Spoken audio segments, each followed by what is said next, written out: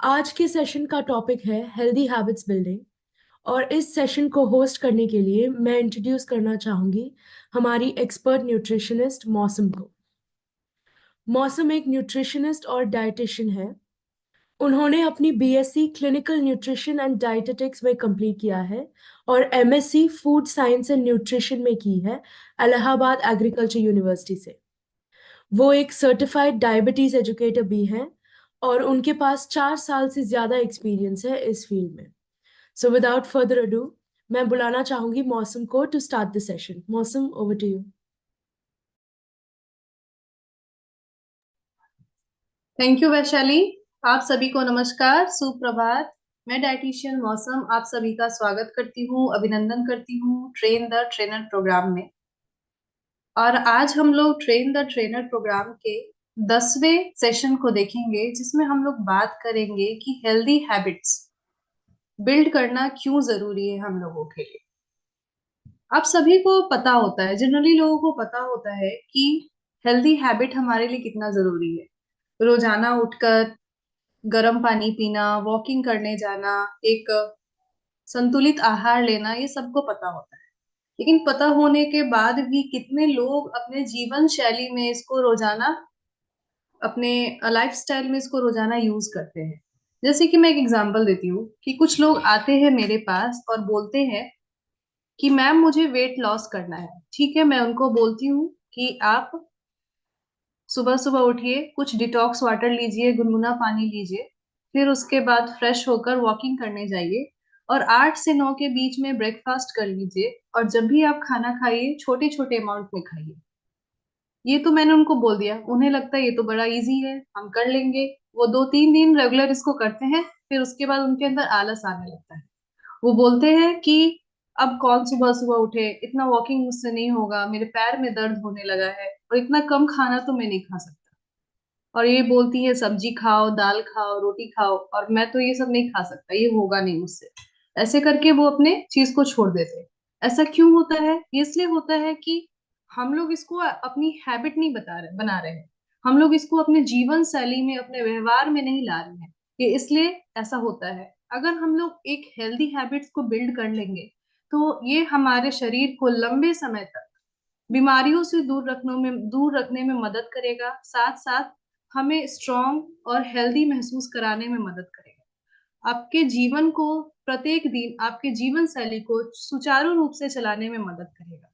इसलिए इस healthy habits को बिल्ड करना बहुत ज्यादा जरूरी है, और आज के सेशन में हम लोग इसी के ऊपर बात करेंगे। इसके ऊपर बात करने से पहले हम लोग देख लेते हैं कि पिछले सेशंस में हम लोगों ने क्या क्या सीखा और हम लोगों ने क्या देखा।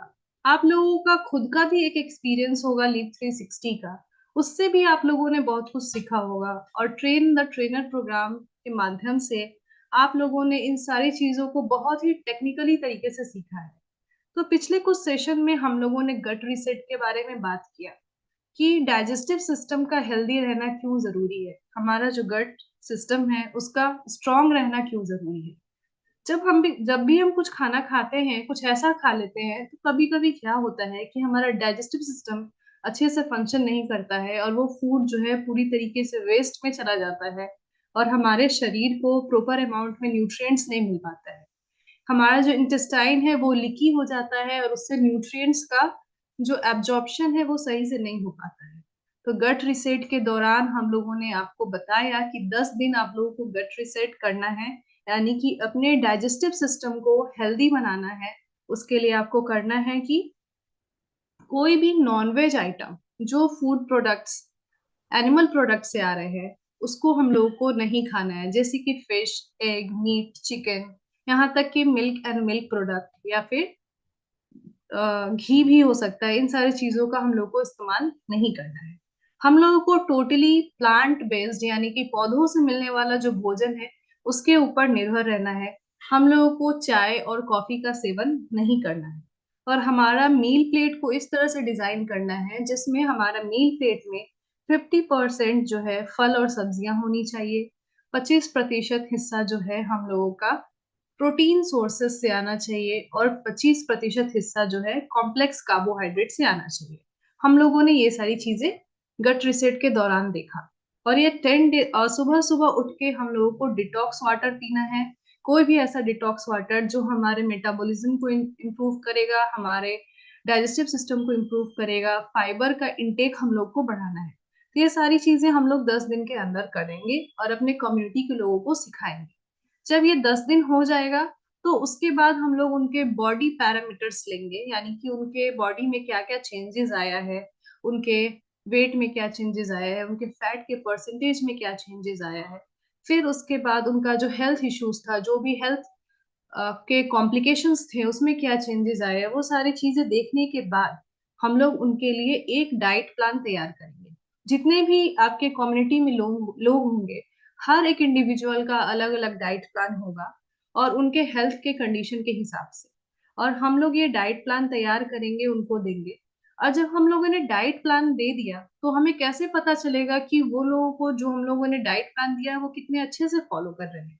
हम लोगों ने उन्हें जो बताया है कि फिजिकल एक्टिविटी करना है या फिर रोज डिटॉक्स वाटर पीना है, वो फॉलो कर रहे हैं कि नहीं कर रहे हैं। तो उसके लिए हम लोगों ने एक व्हाट्सएप ग्रुप बनाया, लोगों को इंगेज किया, हर दिन एक सेशन किया और लोगों को बोला कि आप जो खा रहे हैं, जो पी रहे हैं और जितना फिजिकल एक्टिविटी कर रहे हैं, वो सारी चीजें आप अपने व्हाट्सएप ग्रुप में शेयर कीजिए, ताकि हम लोग मॉनिटर कर सके कि आप जो कर रहे हैं वो सही तरीके से कर पा रहे हैं या नहीं कर पा रहे हैं।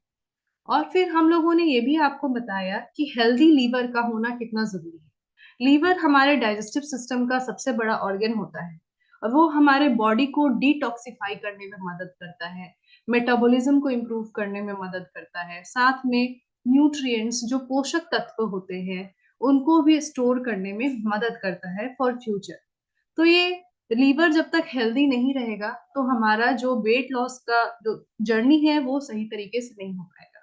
और इंसुलिन की सेंसिटिविटी का भी पता होना बहुत ज्यादा जरूरी है कि हमारे बॉडी में जो इंसुलिन है वो कितना एक्टिव है, कितने तरीके से, कितने अच्छे तरीके से वो काम कर रहा है, वो सही से हमारे ग्लैंड से सिक्रीट हो रहा है कि नहीं हो रहा है। अगर इंसुलिन सही से सिक्रीट नहीं होगा तो हमारे बॉडी को प्रॉपर अमाउंट में एनर्जी नहीं मिलेगा, और एनर्जी नहीं मिलेगा तो हम लोग ओवर ईटिंग कर सकते हैं या फिर हम लोग रोज अपना काम सही तरीके से नहीं कर सकते। तो इन सारे चीजों के बारे में हम लोगों ने अपने कस्टमर को बताया। तो इससे हमें पता चलता है कि हमारा कस्टमर एक प्रोग्रेस में है और ये सारी चीजों को कर रहा है। लेकिन उसके आगे सवाल आता है कि आगे क्या। अब हमें अपने कस्टमर को आगे क्या सिखाना है, क्या करना है जिससे वो अपने वेट को प्रॉपर तरीके से मेंटेन करके रख सके। अवेयरनेस कितना जरूरी है हम सब के लिए, ठीक उसी तरीके से कस्टमर को भी आपको एजुकेट करना है, अवेयर करना है कि अगर आपको अपने वेट को मेंटेन रखना है, अपने लाइफस्टाइल को हेल्दी रखना है, अपने जीवन शैली को सुचारू रूप से चलाना है, तो उसके लिए आपको अपना हेल्दी हैबिट्स को बिल्ड करना कितना जरूरी है। हेल्दी हैबिट्स, अगर अच्छी आदतों को हम लोग अपने जीवन में शामिल नहीं करेंगे तो हम लंबे समय तक स्वस्थ नहीं रह सकते हैं। तो इस चीज के बारे में आपको अपने कस्टमर को समझाना बहुत ज्यादा जरूरी है। अपने कस्टमर को बताइए कि अगर आप मेरे मॉनिटरिंग में, मैंने जो बोला आप करके, आप अपना वेट लॉस तो कर दिए लेकिन आपके हैबिट्स में कोई सुधार नहीं हुआ है। इस प्रोग्राम से दूर होने के बाद आप अपने हैबिट्स को फिर से पुरानी तरीके से मजबूरी वाली आदतों में ले आए कि मुझे जंक फूड खाना है, मुझे एक्सरसाइज नहीं करनी है, 3-4 कप चाय पी लेना है। तो इस तरीके का अगर हैबिट्स आप फिर से अपने लाइफ में लाते हैं तो आपका जो लूज किया हुआ वेट है वो फिर से रिगेन हो सकता है, आप फिर से ओबेसिटी के शिकार हो सकते हैं। ये इसलिए होगा क्योंकि आप अपने हैबिट्स को अपने व्यवहार में नहीं उतार रहे हैं, अपने जीवन शैली में नहीं उतार रहे हैं। तो ये चीज आपको अपने कस्टमर को बताना बहुत ज्यादा जरूरी है। इसके लिए जरूरी है कि हम उनके लाइफ के उस हिस्से को ट्रिगर करें, उस हिस्से को मोटिवेट करें जिससे उन्हें लगे कि आप जो बोल रहे हैं वो सही है और बहुत इफेक्टिव है। ये क्यों हमारे जीवन के लिए जरूरी है। चलिए हम आप लोगों से क्वेश्चन पूछते हैं कि क्या आप लोग पहले की तरह यंग दिखना चाहते हैं, अपने आप को ऐसा देखना चाहते हैं कि आप जो भी फिट का कपड़ा पहनना चाहें, जैसा भी कपड़ा पहनना चाहें, आप वो पहन सके, अपने बॉडी के शेप साइज को इस तरह से आपने मेंटेन कर रखा है। क्या आप ऐसा चाहते हैं? तो क्या आप मुझे इसका आंसर चैट बॉक्स में दे सकते हैं?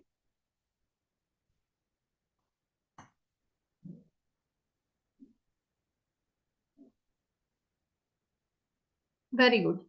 आप सभी ऐसा चाहते हैं। क्या आप चाहते हैं कि आप कभी बीमार ना पड़े और आपको ये फालतू का केमिकल वाला मेडिसिन ना खाना पड़े? आप बच्चे की तरह हैप्पी रहना चाहते हैं हमेशा, जो बचपन में बच्चे हैप्पी रहते हैं, एक्साइटेड रहते हैं किसी काम को करने के लिए, क्या आप ऐसा करना चाहते हैं? बिल्कुल, ये हर कोई करना चाहता है। तो आप अपने कस्टमर से पूछिए, किसी-किसी के लिए हेल्दी जर्नी को स्टार्ट करना एक उसके पीछे कारण हो सकता है। एक हेल्दी हैबिट्स को बिल्ड करना उसके पीछे कारण हो सकता है। कुछ लोग होते हैं जो रेगुलर बेसिस पे बीमार होते हैं, किसी को हार्मोनल इम्बैलेंस का प्रॉब्लम होता है, कोई क्रोनिक डिजीज से बीमार है, किसी का इम्यून सिस्टम वीक है। तो वो पर मंथ अपने हेल्थ पे बहुत सारे पैसे खर्च करता है और उसको बहुत सारे मेडिसिन्स खरीदने पड़ते हैं, जो उसके लिए हार्मफुल भी हैं और उसके इकोनॉमिक कंडीशंस के लिए भी अच्छे नहीं हैं। तो उनसे पूछिए कि आप अपने इकोनॉमिक कंडीशंस को इम्प्रूव करना चाहते हैं? तो वो बोलेगा हाँ, तो आप उनको बोलिए इसके लिए ज़रूरी है कि आपको एक हेल्दी हैबिट्स, एक अच्छी आदतों को अपने जीवन में लाना बहुत ज़्यादा ज़रूरी है। आप यंग दिखना चाहते हैं, आप हर तरीके के, हर स्टाइल के कपड़े को पहनना चाहते हैं, आप एकदम स्लिम ट्रिम दिखना चाहते हैं, ब्यूटीफुल दिखना चाहते हैं, तो भी आपके लिए ये हेल्दी हैबिट्स बिल्ड करना बहुत ज़्यादा ज़रूरी है। आप अक्सर हैप्पी रहना चाहते हैं, मेंटली एक्टिव रहना चाहते हैं, मोटिवेटेड रहना चाहते हैं, तो इसके लिए भी हेल्दी हैबिट्स को बिल्ड करना बहुत ज़्यादा ज़रूरी है। बीमारी से दूर रखना खुद को, साथ में क्रोनिक डिजीजेस या एक्यूट डिजीजेस से खुद को दूर रखना है, तो भी हेल्दी हैबिट्स को बिल्ड करना बहुत ज़्यादा ज़रूरी है। साथ में अगर आप लंबे समय तक अपने जीवन काल को बढ़ाना चाहते हैं, अपने लाइफ स्पैन को बढ़ाना चाहते हैं, तो भी हेल्दी हैबिट्स ज़रूरी है। आप अक्सर देख रहे हैं कि 20-25 साल के लोगों के अंदर हार्ट अटैक की प्रॉब्लम आ जा रही है। 30-35 साल के लोगों के अंदर हार्ट अटैक की प्रॉब्लम आ जा रही है। बच्चों में डायबिटीज़ देखने को मिल रहा है। 12-13 साल के बच्चों के अंदर थायराइड जैसे प्रॉब्लम्स देखने को मिल रहा है।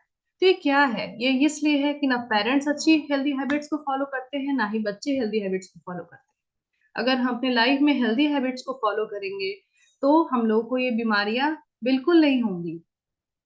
उसके बाद आप अपने लाइफ़स्टाइल को बहुत अच्छे तरीके से हैपीली एन्जॉय कर सकते हैं।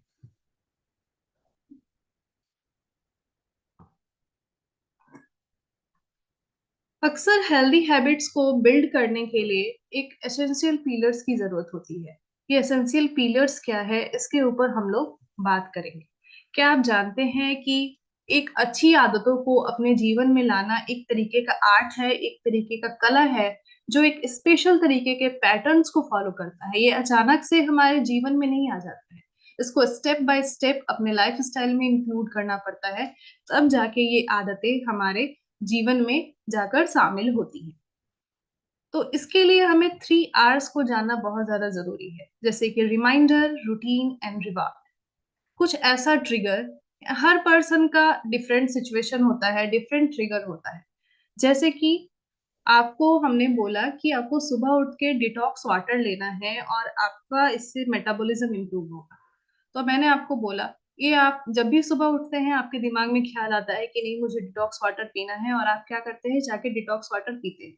आप ये पर डे करते हैं, तो ये आपका रूटीन, ये आपका रिमाइंडर हो जाता है। जब भी आप सुबह उठते हैं, डिटॉक्स वाटर पीते हैं, तो ये आपका रिमाइंडर हो जाता है और ये आपका अगर रेगुलर बेसिस पे करते हैं, ये आपके बिहेवियर में चेंज ला देता है, आपके सबकॉन्शियस माइंड में जाके बैठ जाता है, जो आपका एक रूटीन हो जाता है।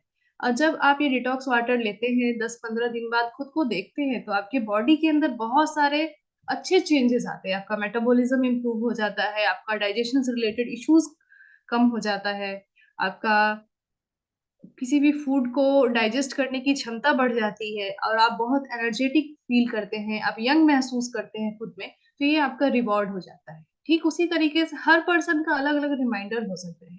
किसी को है कि सुबह उठ के मुझे मेडिटेशन करना है, वॉकिंग करना है।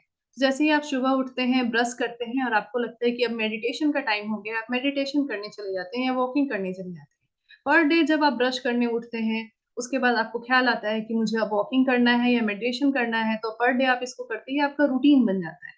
फिर जब ये रूटीन बन जाता है और आप उसका रिज़ल्ट देखते हैं बाद में, तो इस मेडिटेशन से आपका जो मेंटल स्टेटस है काफ़ी इम्प्रूव हो गया है और वॉकिंग से आपका जो बेली फैट है वो कम हो गया है, तो ये आपका रिवॉर्ड हो जाता है।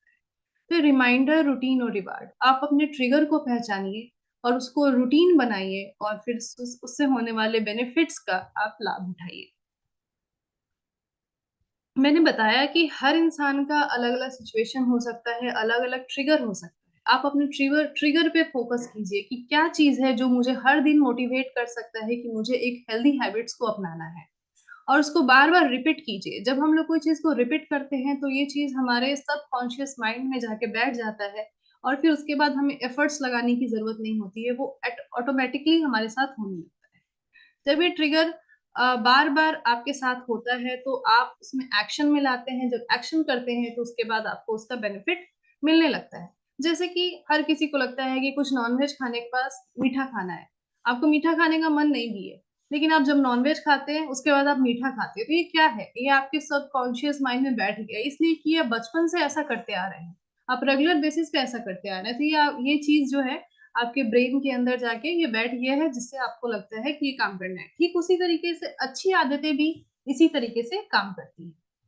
तो आइए हम लोग इस सेशन में जो मैंने बोला कि हेल्दी हैबिट्स बिल्डिंग के ऊपर बात करेंगे, तो आइए स्टेप बाय स्टेप हम लोग 12 हेल्दी हैबिट्स, अच्छी आदतों के बारे में बात करेंगे जो एक हेल्दी वेट को मैनेज करने में मदद करेगा, साथ ही साथ हमारे लाइफ को, हमारे जीवन को स्वस्थ और सुंदर बनाने में भी मदद करेगा। ड्रिंकिंग वाटर, क्या पानी पीना हम लोगों के लिए जरूरी है? पर्याप्त मात्रा में जरूरी है। आप लोग मुझे कमेंट करके बताइए कि कौन कौन से लोग हैं जो रोज 2.5 से 3 लीटर पानी पीते हैं।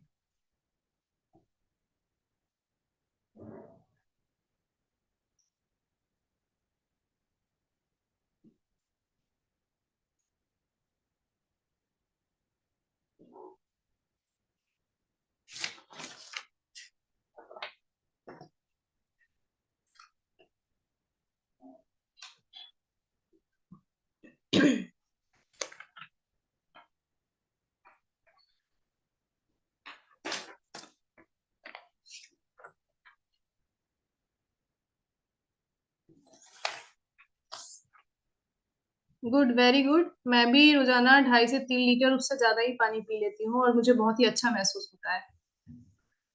पानी पीना हमारे सेहत के लिए क्यों जरूरी है? आप सभी जानते हैं कि हमारे शरीर का 72% हिस्सा जो है पानी से बना हुआ है। अगर ये 72% हिस्सा हमारे शरीर का पानी से बना है, तो उसमें अगर पानी की कमी हो जाएगी तो हमारे शरीर के ऑर्गन्स का, हमारे शरीर के ढांचे का क्या होगा? उसमें कितने सारे कॉम्प्लिकेशंस आ जाएंगे। बहुत सारे लोग होते हैं कि वो पानी ही नहीं पीते हैं। हमारे जान पहचान में भी इतने लोग हैं, उनको बोतल में भर के पानी दिया, सुबह से शाम हो गया, उसमें से एक घूंट पानी भी कम नहीं हुआ। तो ऐसे लोग भी होते हैं, जो बूढ़े लोग होते हैं, उनको पानी पीना याद ही नहीं होता है, उनको तो प्यास लगती ही नहीं है। तो उनको बार बार हमें ख्याल रखना पड़ता है कि आप पानी पीजिए। बच्चों में भी ये टेंडेंसी होती है कि उन्हें प्यास नहीं लगती है, उन्हें बार बार आपको खुद रिमाइंड करके पानी पिलाना पड़ता है। ठीक, क्योंकि पानी हमारे शरीर के लिए बहुत ज्यादा जरूरी है। पानी हमारे शरीर में टॉक्सिन्स को बाहर निकालने में मदद करता है। जितने भी अनवांटेड पार्टिकल्स है, जितने भी हमारे बॉडी के अंदर मेटाबॉलिक रिएक्शंस हुए हैं, जितने भी हमारे हॉर्मोन्स फंक्शन कर रहे हैं, केमिकल रिएक्शंस हो रहे हैं, इन सब के दौरान हमारे बॉडी में बहुत सारे टॉक्सिन्स प्रोड्यूस होते हैं, और इन टॉक्सिन्स को बाहर निकलना बहुत ज्यादा जरूरी होता है, और ये होता है पानी के जरिए। जब तक हम इनफ वाटर नहीं पियेंगे, ज्यादा अमाउंट में पानी नहीं पियेंगे, टॉक्सिन्स हमारे शरीर से बाहर नहीं निकलेगा। हमारे फूड के एब्जॉर्प्शन में, डाइजेशन में भी पानी बहुत ज्यादा मदद करता है। जितने भी हम फूड लेते हैं, फूड का जो फूड लेते हैं, उसके अंदर जो पोषक तत्व होते हैं, जितने भी न्यूट्रिएंट्स होते हैं, जैसे कि carbohydrate, protein, vitamin and minerals, roughages, तो इन सब को हमारे सेल्स तक पहुंचाने का काम, हमारे सेल्स एंड टिश्यूज तक पहुंचाने का काम पानी करता है। यानी कि न्यूट्रिएंट के ट्रांसपोर्टेशंस में पानी हेल्प करता है। हमारे बॉडी में ब्लड के वॉल्यूम को बढ़ाने में भी मदद करता है। ये डाइजेस्टिव सिस्टम को हेल्दी रखने में मदद करता है। किसी को कॉन्स्टिपेशन का प्रॉब्लम है, एसिडिटी का प्रॉब्लम है, इन सारी चीजों को दूर करने में भी पानी मदद करता है। हमारे स्किन को ग्लोइंग बनाने में, यंग बनाने में भी पानी मदद करता है। साथ में आप देखेंगे कि अगर आप कभी स्ट्रेस में होते हैं, बहुत ज्यादा डिप्रेस्ड होते हैं, अगर आप एक घुट पानी पी लेते हैं तो आपका ब्रेन अचानक से एक्टिव हो जाता है। ये काम भी, हमारे ब्रेन को एक्टिव रखने में भी पानी बहुत ज्यादा रोल प्ले करता है। बॉडी में हमारे भूख को कंट्रोल करने में भी बहुत ज्यादा मदद करता है। हम लोग अक्सर बोलते हैं कि आप खाना खाने से आधा घंटा पहले या खाना खाने के पहले एक ग्लास पानी पीकर खाना खाइए। इससे क्या होता है कि आप जितना ज्यादा अमाउंट में पानी पिएंगे, वो आपको कम खाना खाने देगा, क्योंकि आपका आधा पेट तो पानी से भर जाएगा, फिर आप खाना नहीं खा सकते हैं ज्यादा अमाउंट। तो ये चीज करता है हमारा। साथ में हमारे बॉडी के अंदर इलेक्ट्रोलाइट बैलेंस, जो भी पोटेशियम होते हैं, सोडियम होते हैं, उसको बैलेंस करने का काम भी हमारा पानी करता है। साथ में हमारे बॉडी का टेम्परेचर मेंटेन करने में भी पानी हेल्प करता है। जब हम लोग कम अमाउंट में पानी पीते हैं तो हमारे बॉडी में बहुत सारे चेंजेस होते हैं। वो हमें सिग्नल देता है कि हमें पानी अब पीना चाहिए। जब आप बहुत ज्यादा प्यासा महसूस करते हैं तो आपका मुंह सूखने लगता है, गला सूखने लगता है। तो उस समय आपको लगता है कि अब आपको पानी की जरूरत है। उस समय 2% वाटर हमारे बॉडी से ऑलरेडी जो है वो लॉस हो गया रहता है। जब आप बहुत कम अमाउंट में पानी पीते हैं, या फिर आपको जब प्यास लगता है और लंबे समय तक आप पानी नहीं पी पाते हैं, आपको नहीं मिलता है, तो आप देखेंगे कि आपको मस्कुलर क्रैम्प्स होने लगेगा। जो भी आपके मसल्स है उसके अंदर दर्द होने लगेगा, आपको हेडेक होने लगेगा। तो फिर आपको समझ जाना चाहिए कि आपको पानी की सख्त जरूरत है। गर्मी के दिनों में अक्सर ऐसा होता है ना कि बहुत ज्यादा ह्यूमिडिटी है।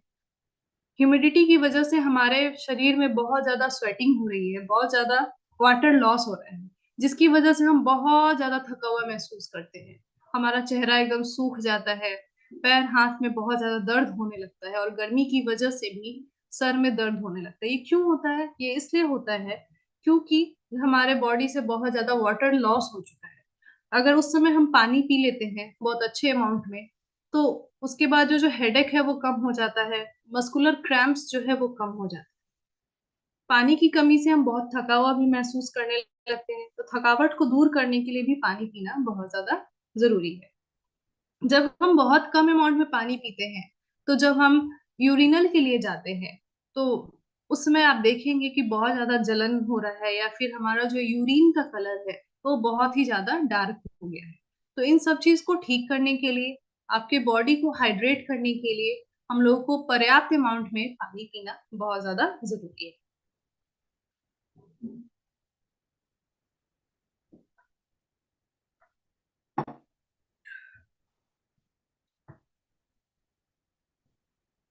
आइए जानते हैं कि हम लोगों को कब कब पानी पीना चाहिए। जब आप सोकर उठते हैं तो हमारा बॉडी बहुत ज्यादा सुस्त होता है। हमारे इंटरनल ऑर्गन्स, जो हार्ट है, लीवर है, किडनी है, ये सारे ऑर्गन्स बहुत ज्यादा एक्टिव नहीं होते हैं। अपने बॉडी को एक्टिव करने के लिए, अपने ऑर्गन्स को जागृत करने के लिए, आपको सोने के उठने के बाद आपको पानी पीना बहुत ज्यादा जरूरी है। आफ्टर वर्कआउट भी पानी पीना बहुत ज्यादा जरूरी है। जब हम बहुत ज्यादा इंटेंस वर्कआउट कर लेते हैं, या फिर बहुत ज्यादा जॉगिंग कर लेते हैं, स्पीड में रनिंग कर लेते हैं, तो आप देखते हैं कि आपका जो हार्ट बीट है वो एबनॉर्मल हो गया है, वो धड़कनें आपकी जो है वो बढ़ गई है। तो उसको कंट्रोल करने के लिए भी पानी पीना जरूरी है। जब हम लोग वर्कआउट करते हैं तो भी हमारे बॉडी से बहुत ज्यादा स्वेटिंग होती है, पसीना निकलता है, जिसकी वजह से हमारे बॉडी में इलेक्ट्रोलाइट्स की कमी हो जाती है। तो उस इलेक्ट्रोलाइट्स को भी फुलफिल करने के लिए हम लोग को पानी पीना बहुत ज्यादा जरूरी है। खाने के आधे घंटे पहले आप लोगों को पानी पीना जरूरी है। इसके पीछे हमने बताया कि आपको सबसे पहले तो भूख कम लगेगी, ओवर ईटिंग की जो टेंडेंसी है वो कम हो जाएगी। साथ में पानी हमें डाइजेशंस में भी मदद करेगा। उसके बाद नहाने से पहले भी हम लोगों को पानी पीना जरूरी है, क्योंकि ये ब्लड प्रेशर को कंट्रोल करने में मदद करता है। हम लोगों के ब्लड प्रेशर, हाई बीपी को कम करने में ये मदद करता है। सोने से पहले भी पानी पीना बहुत ज्यादा जरूरी है। इससे हमें अच्छी नींद आती है। जब आप कभी बीमार होते हैं तो हमारा जो बॉडी का बीएमआर है, बेसल मेटाबॉलिक रेट जिसको बोलते हैं, वो बहुत ज्यादा बढ़ जाता है, और हमारे एनर्जी को, अपने ऑर्गन्स को फंक्शन कराने में बहुत ज्यादा एनर्जी लगती है। और उस एनर्जी के दौरान भी हमारे शरीर को पानी की बहुत ज्यादा जरूरत होती है। तो जब आप बीमार होते हैं तो इनफ अमाउंट में आपको पानी का कंजप्शन करना चाहिए। जब आप थके हुए होते हैं तो खुद को रिचार्ज करने के लिए भी पानी पीना चाहिए। जैसे आप कभी काम कर रहे हैं और आपको नींद जैसा फीलिंग आ रहा है, आपको मन कर रहा है कि थोड़ा देर सो जाए, तो आप उस समय पानी पियेंगे तो आप देखेंगे तुरंत से आपका ब्रेन जो है एक्टिव हो जाता है, और फिर से आप अपने काम पे लग जाते हैं। तो इस तरह के सिचुएशंस में आपको पानी पीना जरूरी है। साथ में अगर आपके आसपास कोई व्यक्ति बहुत ज्यादा बीमार है, इन्फेक्टेड है, तो उस समय भी आपको प्रॉपर अमाउंट में पानी पीना बहुत ज्यादा जरूरी है, क्योंकि ये पानी हमारे शरीर से टॉक्सिन्स को बाहर निकालने में मदद करती है।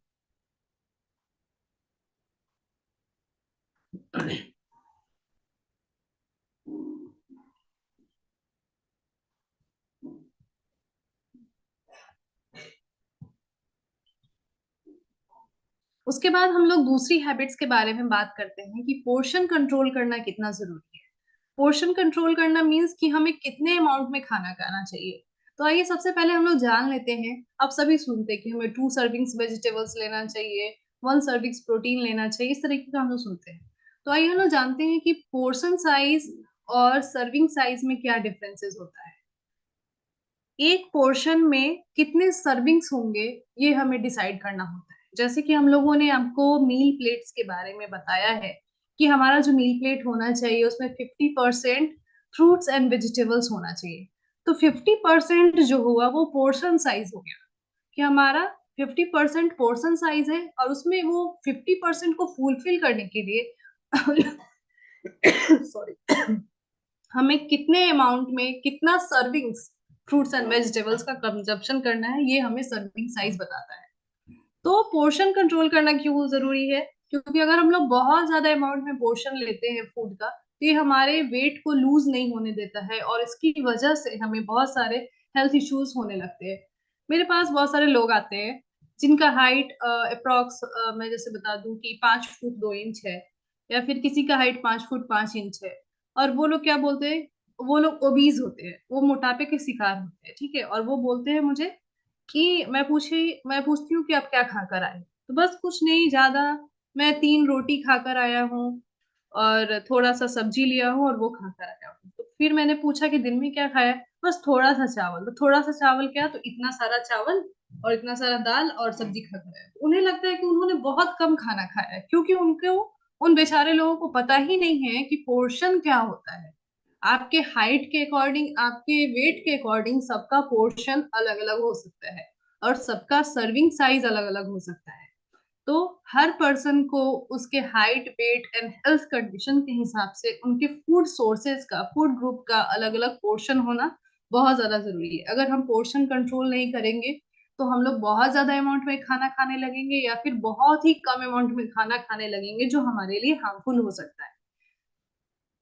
तो आइए हम लोग जानते हैं कुछ कॉमन चीजों से कि कैसे हम लोग अपने पोर्शन को कंट्रोल कर सकते हैं।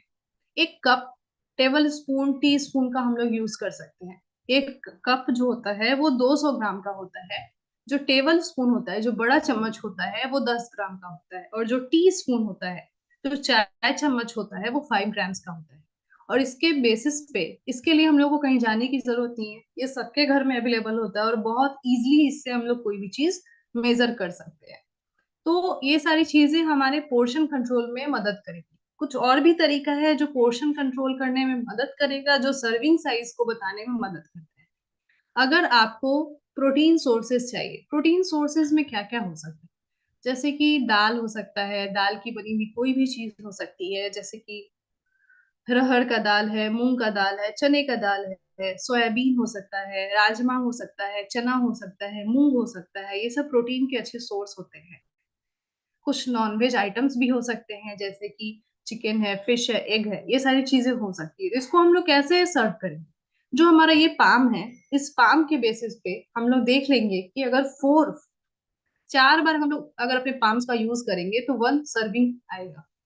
ठीक है, तो इस पाम में जितना कुछ आएगा प्रोटीन सोर्सेस, उसको हम लोग अनकुक्ड फॉर्म में अगर 4 बार यूज करते हैं तो 1 सर्विंग प्रोटीन सोर्सेस होगा। अगर कुक्ड प्रोटीन सोर्सेस का यूज करना है तो हम लोग इसका 3 टाइम्स यूज करेंगे। अपने पाम में 3 टाइम्स उस फूड सोर्सेस को उठाइए जिसके अंदर प्रोटीन है और उसको अपने प्लेट में रखिए, तो आपका 1 सर्विंग प्रोटीन सोर्सेस हो जाए।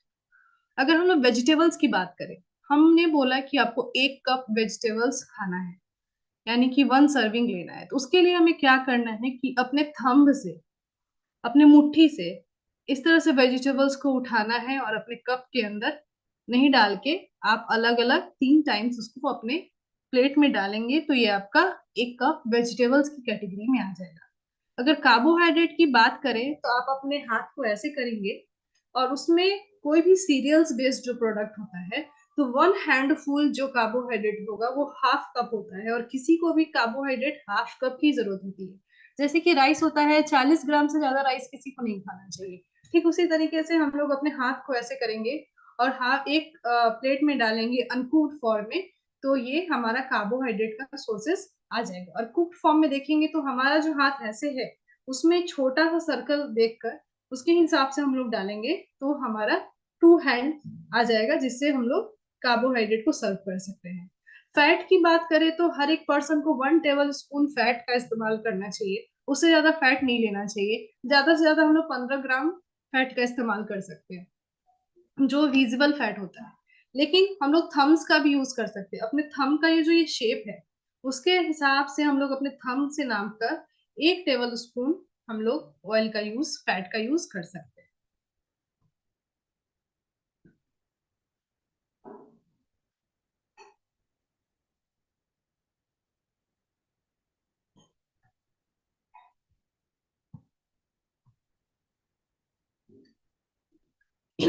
अब सवाल आता है कि हम लोग हेल्दी हैबिट्स में फूड को कैसे चबाकर खा सकते हैं।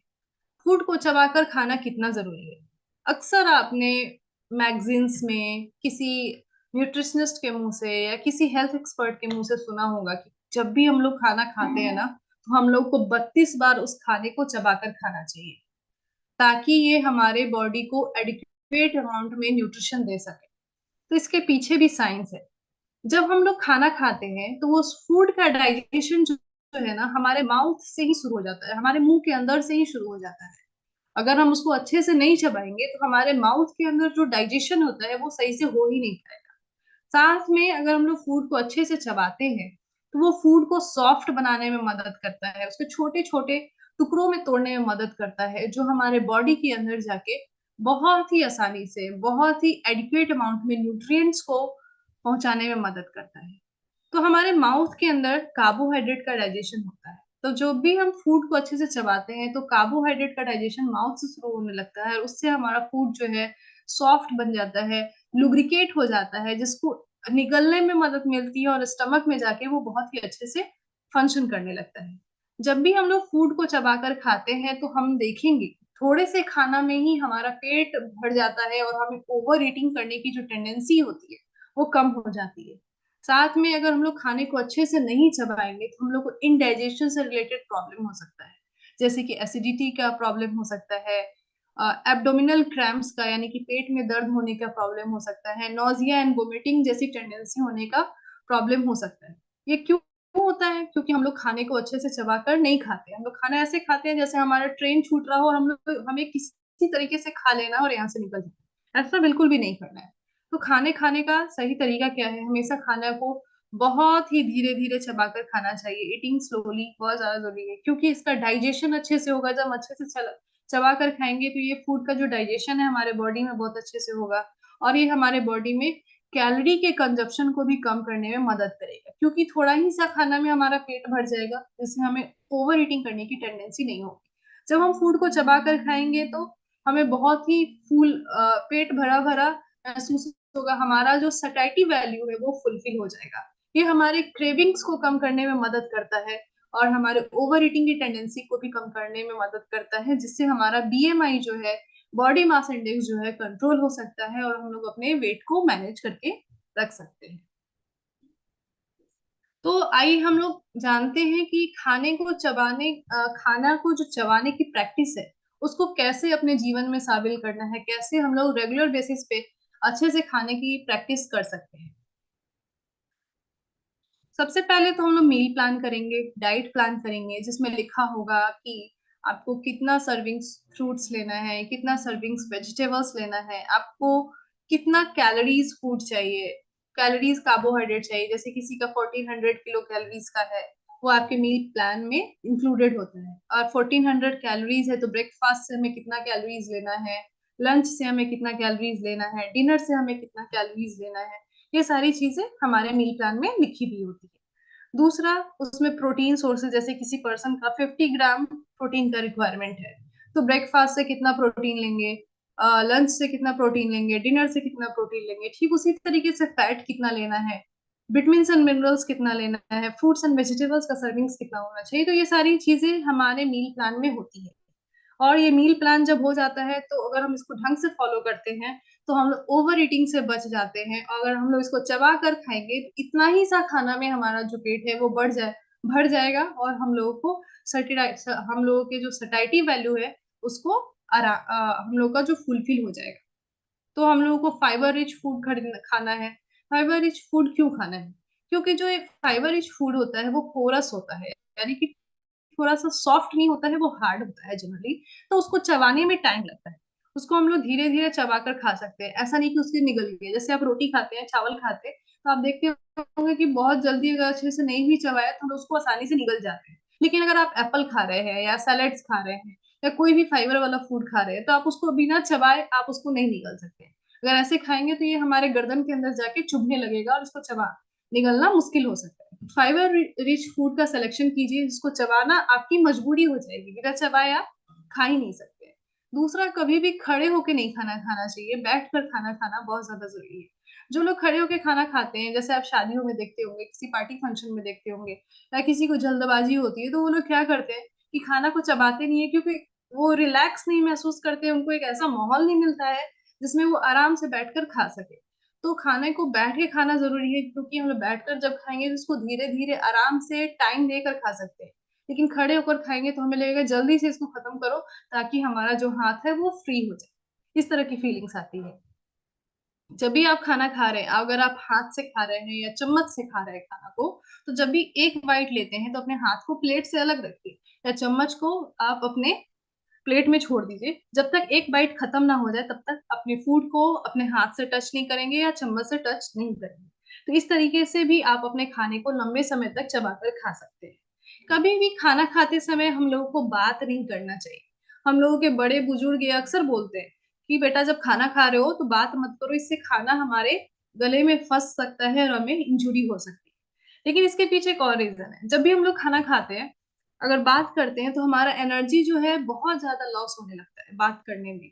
हमारा जो फोकस है पूरा हमारे जो टॉपिक है, जो बात करने का टॉपिक है, उसमें चला जाता है, जिसकी वजह से हम लोग खाने पे फोकस नहीं कर पाते हैं और सोचते हैं कि खाने को जल्दी जल्दी हम लोग खा लें ताकि हमारे शरीर में एनर्जी बचती ही नहीं। तो जब भी हम लोग बिना बात किए हुए खाना खाएंगे तो पूरा कॉन्सेंट्रेशन, हमारा पूरा जो एनर्जी है वो हम लोग खाने में लगा पाएंगे, पूरी तरीके से फोकस करके हम लोग खाने को खा पाएंगे, जिससे खाना चबाकर खाना आसान हो जाए हो जाएगा। उसके बाद डिस्ट्रैक्शन को अवॉइड करना बहुत ज्यादा जरूरी है। बहुत लोग खाना खाते समय मोबाइल फोन देखते हैं, टीवी का इस्तेमाल करते हैं, मूवीज देखते हैं, या फिर कुछ अदर काम भी करते रहते हैं। ये करना बहुत ज्यादा प्रॉब्लम क्रिएट कर सकता है, क्योंकि टीवी देखते समय अगर हम लोग खाना खा रहे हैं, मोबाइल देखते समय खाना खा रहे हैं, या बात करते हुए हम लोग खाना खा रहे हैं, तो हमारा जो पूरा कंसंट्रेशन है उस पे लगा हुआ होता है, हमारा दिमाग उस पे लगा हुआ होता है, और हम लोग कितना अमाउंट में खाना खा जाते हैं हम लोग को पता ही नहीं चलता है। तो डिस्ट्रैक्शन से दूर रखना बहुत ज्यादा जरूरी है। इसको हम लोग अपने आम भाषा में माइंडफुल ईटिंग भी कह सकते हैं।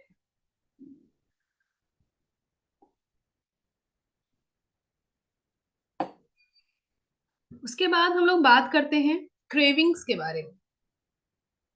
भूख लगना और क्रेविंग्स होना दोनों अलग अलग चीजें हैं। जब हम लोग को भूख लगता है तो हमारे बॉडी के अंदर बहुत ही अलग तरीके के फंक्शंस होते हैं।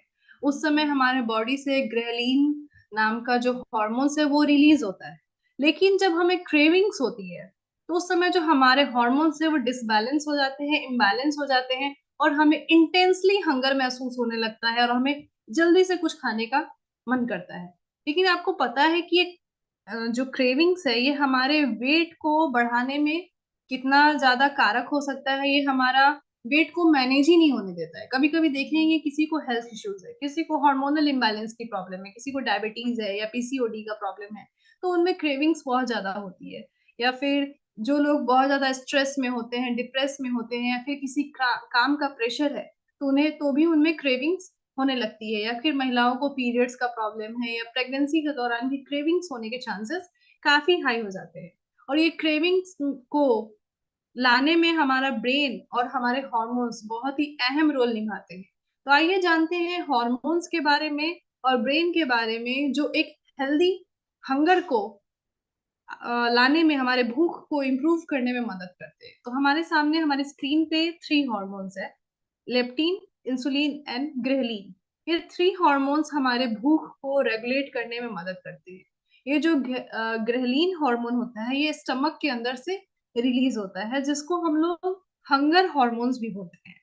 जब हमारा फूड पूरी तरीके से डाइजेस्ट हो जाता है, पेट पूरी तरीके से खाली हो जाता है, तो ये हार्मोन्स रिलीज होता है, और जिसकी वजह से हमें महसूस होता है कि हमें भूख लगा है।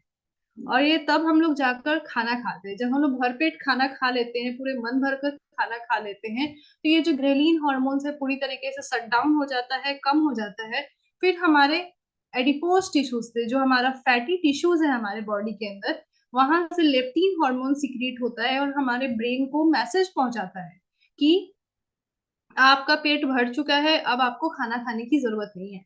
तो अब हम लोग खाना छोड़ देते हैं। उसके बाद कभी कभी लेप्टिन हार्मोन्स को हम लोग वेट मैनेजमेंट हार्मोन्स भी बोलते हैं, क्योंकि जब तक हमारे ब्रेन को सिग्नल नहीं मिलेगा हम लोग ओवर ईटिंग करते जाएंगे। तो इसलिए लेप्टिन हार्मोन्स को हम लोग वेट मैनेजमेंट हार्मोन्स भी बोलते हैं। उसके बाद बात आती है इंसुलिन की, जो हमारे पैंक्रियाज से रिलीज होता है। क्या होता है, जब इंसुलिन हमारे बॉडी से सिक्रीट होता है, तो ये हमारे फूड से मिलने वाला जो ग्लूकोज होता है, स्पेशली कार्बोहाइड्रेट या किसी भी फूड सोर्सेज को लास्ट में जाके वो ग्लूकोज में ही कन्वर्ट होता है, और वो ग्लूकोज हमारे बॉडी को एनर्जी देने का काम करता है। और ये किसकी वजह से होता है? इंसुलिन की वजह से। तो हमारे ब्लड में जब ग्लूकोज का कॉन्सेंट्रेशन रहता है, उसको एनर्जी में कन्वर्ट करने का काम इंसुलिन करता है। तो अगर किसी को इंसुलिन सेंसिटिविटी की प्रॉब्लम है, डायबिटीज की प्रॉब्लम है, उनके बॉडी में इंसुलिन हार्मोन बन ही नहीं रहा है, या फिर वो इनएक्टिव फॉर्म में है, तो क्या होता है कि हमारे ब्लड में जो ग्लूकोज का कॉन्सेंट्रेशन है वो एनर्जी में कन्वर्ट नहीं हो पाता है, और हमें एनर्जी नहीं मिल पाती है, जिसकी वजह से हमें क्रेविंग्स होने लगती है, और हमारा पेट भी खाली नहीं होता है। हमें क्रेविंग्स होने लगती है और हम ओवर अमाउंट में फूड का कंजप्शन करने लगते हैं, जिसकी वजह से हमारा जो ग्लूकोज लेवल है और स्पाइक हो जाता है, और हमारा वेट जो है वो बढ़ने लगता है।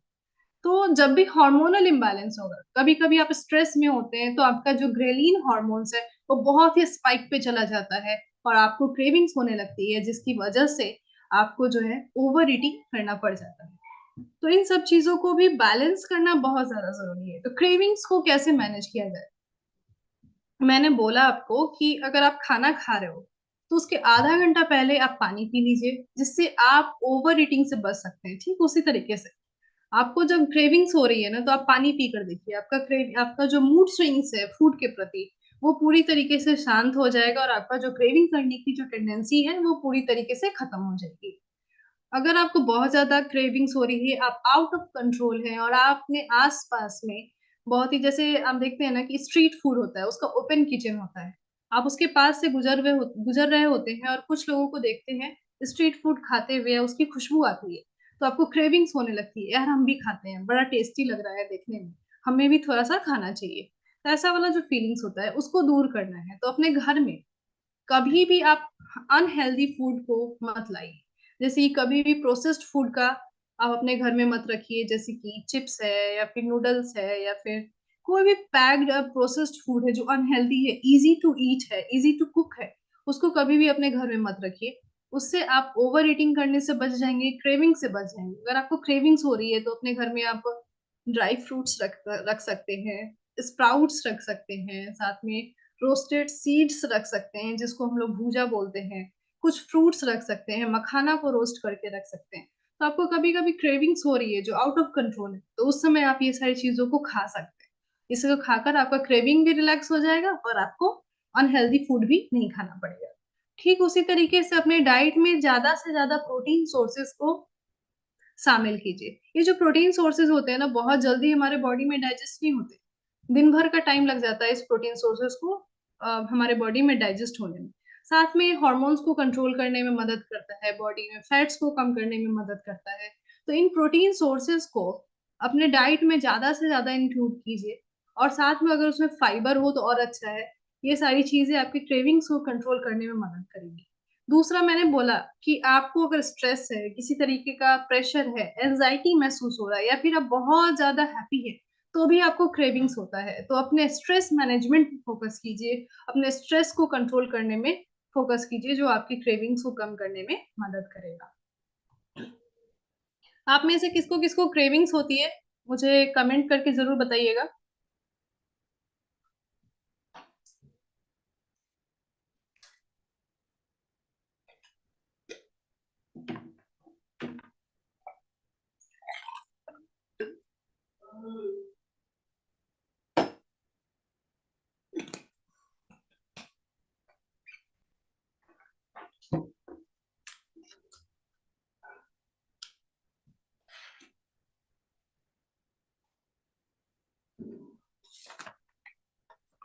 आप लोग क्रेविंग्स को कम करने के लिए क्या करते हैं?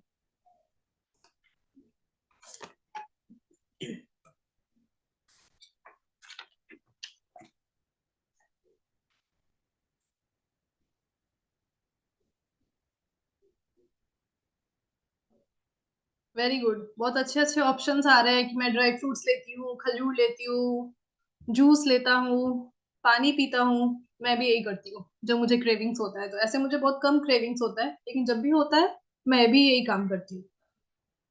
आइए हम लोग जानते हैं ब्रीदिंग क्यों जरूरी है हमारे बॉडी के लिए। अपने बॉडी को एक्टिव रखने के लिए ब्रीदिंग यानी कि आपके ब्लड में ऑक्सीजन को घुलना बहुत ज्यादा जरूरी है। और ये हमारे साथ होगा ब्रीदिंग प्रैक्टिसेस के थ्रू। जब आप स्ट्रेस में होते हैं, बहुत ज्यादा एंजाइटी में होते हैं, तो आप देखेंगे कि आप सही से सांस नहीं ले पा रहे हैं। आप एक जगह जाके आपका जो ब्रेन है वो स्टक हो गया है और आपके बॉडी को सही अमाउंट में ऑक्सीजन नहीं मिल पा रहा है। या फिर किसी को ब्रीदिंग से रिलेटेड प्रॉब्लम है, किसी को एज्मा का प्रॉब्लम है, या फिर बोल सकते हैं किसी को साइनस का प्रॉब्लम है, ट्यूबरक्लोसिस का प्रॉब्लम है। तो उस कंडीशन में भी लोग सही से ब्रीथ नहीं कर पाते हैं और उनके बॉडी के अंदर ऑक्सीजन सही अमाउंट में नहीं मिल पाता है, जिससे उन्हें बहुत सारी डिफिकल्टीज हो सकती है। तो इस ब्रीदिंग को ठीक करने के लिए आपके बॉडी में प्रॉपर अमाउंट में ऑक्सीजन जाए, इसके लिए जरूरी है कि हम लोग रोजाना 20 से 30 मिनट्स ब्रीदिंग प्रैक्टिसेस करें। ब्रीदिंग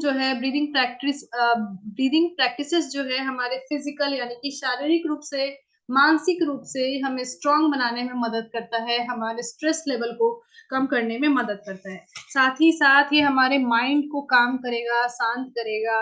ये हमारे स्ट्रेस को, एंजाइटी को काम करने में मदद करता है। हमारे फूड के डाइजेशन एंड एब्जॉर्प्शन में हेल्प करता है। साथ में हमारे कार्डियोवैस्कुलर डिजीज के लिए भी अच्छा होता है। जिसको हाई बीपी की प्रॉब्लम है उसको कम करने में मदद करेगा, लो बीपी की प्रॉब्लम है उसको कम करने में ये मदद करता है। ये इम्यून सिस्टम को भी बूस्ट अप करने में मदद करता है, हमारे बॉडी को डिटॉक्सिफाई करने में भी मदद करता है। और ये साथ ही हमारे वेट लॉस में भी बहुत ज्यादा मदद करता है। क्योंकि जब तक हमारे बॉडी के अंदर ऑक्सीजन नहीं जाएगा, फूड का ऑक्सीडेशन नहीं होगा, तो हमारा जो बॉडी के अंदर न्यूट्रिएंट्स है वो फ्यूल के फॉर्म में कन्वर्ट नहीं होगा और हमारे बॉडी को एनर्जी नहीं मिलेगी। और जिसकी वजह से जो फूड है वो वेस्ट में चला जाएगा या स्टोर हो जाएगा, जिसकी वजह से हम लोग ओबेसिटी के शिकार हो सकते हैं। तो आइए जानते हैं कुछ ब्रीदिंग प्रैक्टिसेस के बारे में। इसको बताने से पहले मैं आपको बता दूं कि कभी भी आप कोई ब्रीदिंग प्रैक्टिस कर रहे हैं तो किसी भी ट्रेनर की मदद से करें, किसी एक्सपर्ट की मदद से करें, जो आपको हेल्दी तरीके से आपके शरीर के लिए कौन सा ब्रीदिंग प्रैक्टिसेस ज्यादा अच्छा है और कौन सा हार्मफुल है वो आपको बता सके। जैसे कि डायफ्रामेटिक, आप देख सकते हैं इसमें डायफ्रैग्मेटिक ब्रीदिंग है या नजल ब्रीदिंग है, कपालभाति ब्रीदिंग है, विलोज ब्रीदिंग है। जैसे डायफ्रैग्मेटिक ब्रीदिंग जो है हमारे डायफ्राम को स्ट्रांग बनाने में मदद करता है। साथ में ये गहरी सांस लेने की क्षमता को बढ़ाने में मदद करता है। हमारे ब्लड में ऑक्सीजन के कॉन्सेंट्रेशन को भी बढ़ाने में मदद करता है। और इसको कभी कभी हम लोग एब्डोमिनल ब्रीदिंग भी बोलते हैं या फिर बेली ब्रीदिंग भी बोलते हैं। और ये फैट को लूज करने में काफी मदद करता है और स्ट्रेस लेवल को भी कम करने में मदद करता है। दूसरा आता है नजल ब्रीदिंग। इसमें क्या होता है कि हमारा जो नाक है वो बहुत ज्यादा अमाउंट में ऑक्सीजन लेता है और वो फिल्टर करके लेता है जितने भी बाहर के फॉरेन पार्टिकल्स हैं हमारे इन्वायरमेंट के अंदर, हार्मफुल जो सब्सटेंस है, पॉल्यूशन है, पॉलन ग्रेन्स है, उन सबको फिल्टर करके प्योर ऑक्सीजन हमारे बॉडी में पहुंचाने का काम करता है। हमारे नजल ट्रैक को, नॉस्ट्रल्स को लुब्रिकेट करने में भी मदद करता है। साथ में ये स्ट्रेस को भी कम करने में मदद करता है। कपालभाति ब्रीदिंग के बारे में आप सबने सुना होगा। कपालभाति ब्रीदिंग भी हमारे बॉडी को एनर्जी देने में मदद करता है, हमारे स्ट्रेंथ को बढ़ाने में मदद करता है, हमारे डायफ्राम को मजबूत बनाने में भी ये मदद करता है। साथ में लंग्स से रिलेटेड कोई प्रॉब्लम है, डायबिटीज से रिलेटेड प्रॉब्लम है या ओवरवेट की समस्या है, तो उसको भी दूर करने में ये मदद करता है। उसके बाद आता है बिलोज ब्रीदिंग, जो हमारे लंग की कैपेसिटी को बढ़ाएगा, हमारे बॉडी से टॉक्सिन्स को रिमूव करने में मदद करता है, साथ में हमारे बॉडी से इम्प्योरिटीज को भी दूर करने में मदद करता है और हमारे बॉडी को पावरफुल बनाने में भी मदद करता है। तो जनरली हम लोग इंडियन है और इंडिया में योग बहुत ही फेमस है, जिसमें प्राणायाम बहुत फेमस है। और प्राणायाम का मतलब ही होता है कि सांस के थ्रू अपने शरीर में ऊर्जा को शामिल करना, अपने जितने भी चक्र हैं या फिर ग्लैंड्स है, ग्रंथियां हैं, उसको एक्टिव करके अपने बॉडी को एनर्जेटिक बनाना और अपने लाइफ स्पैन को इंक्रीज करने का काम ही प्राणायाम करता है। तो प्राणायाम आप अपने एक्सपर्ट की सहायता से आपके लिए जो सूटेबल है वो प्राणायाम आप कर सकते हैं। उसके बाद हम लोग बात करते हैं स्लीपिंग पैटर्न के बारे में। मेरे जान पहचान में एक व्यक्ति है जिनका मैं अभी उनका हेल्थ असेसमेंट कर रही हूँ। उनको बहुत सारे कॉम्प्लिकेशंस है। वो मात्र 44 ईयर्स ओल्ड के हैं। वो पर डे बहुत सालों से जिम जाते हैं, वॉकिंग करते हैं, एक हेल्दी अमाउंट में डाइट का भी कंजप्शन करते हैं।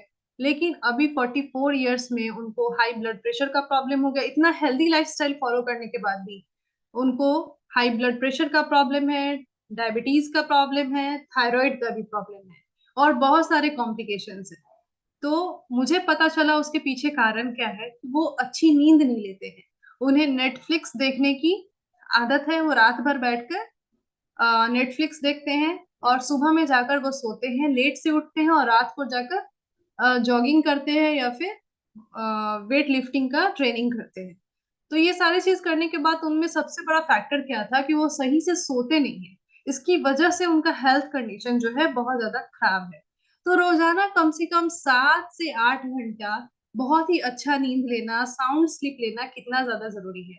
अगर हम लोग अच्छे से नहीं सोते हैं, साउंड स्लीप नहीं लेते हैं, तो हमारा जो वेट है वो कभी भी कम नहीं होगा और हमारा बीएमआई कभी भी कम नहीं होगा। और हमें, मैंने जैसे एग्जांपल दिया, कितना अच्छा लाइफस्टाइल होने के बाद भी हम लोग को हेल्थ इश्यूज हो सकते हैं।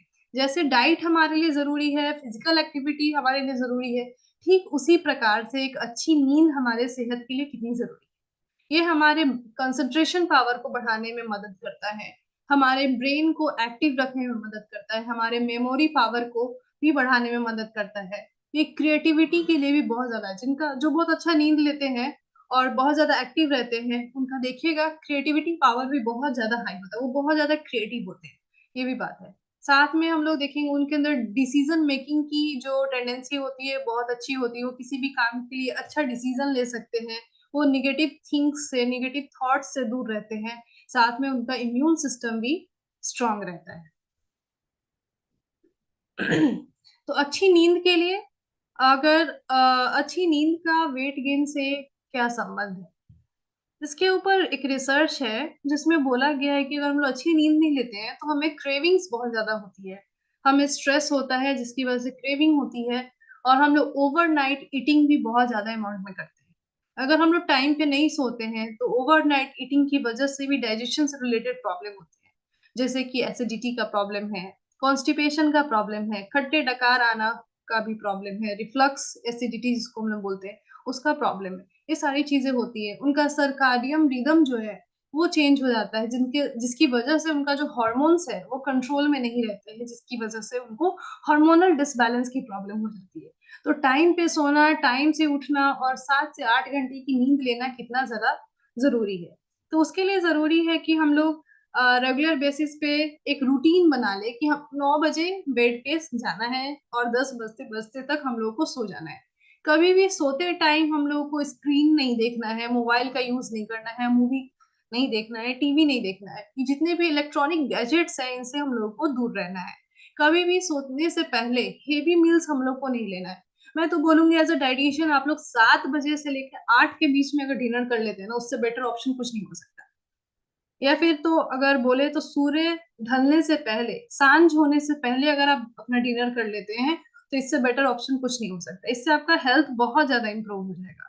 तो कभी भी सोने के 3 घंटे पहले ही हम लोग को मील ले लेना चाहिए। सोने के जस्ट पहले हम लोग को खाना नहीं खाना चाहिए, हेवी अमाउंट में रात को खाना नहीं खाना चाहिए। एक अच्छा तरीका है हम लोग सोने का कि सोने से पहले हम लोग नहा लें, अपना पैजामा पहन लें, अपने बाल को अच्छे से कंघी कर ले, अपने पैर हाथ को साफ कर ले, अपने दांत को साफ कर ले, ब्रश कर ले, एक अच्छी नॉलेजेबल मोटिवेटेड बुक को पढ़े और फिर जाके अपने बेड पे चले जाए। देखिए आपको अच्छी नींद आएगी। ये सारे ऑप्शन है और ये एक दिन में नहीं आता है। लोग परेशान होते हैं, आपने तो ऐसा बोला मुझे नींद नहीं आ रही है, मुझे 4 दिन से नींद नहीं आ रहा, मुझे 5 दिन से नींद नहीं आ रहा है। ऐसा बिल्कुल भी नहीं है। ये आप अगर कंटिन्यू प्रैक्टिस करेंगे तो आपको नींद आने लगेगी और अच्छी नींद आएगी।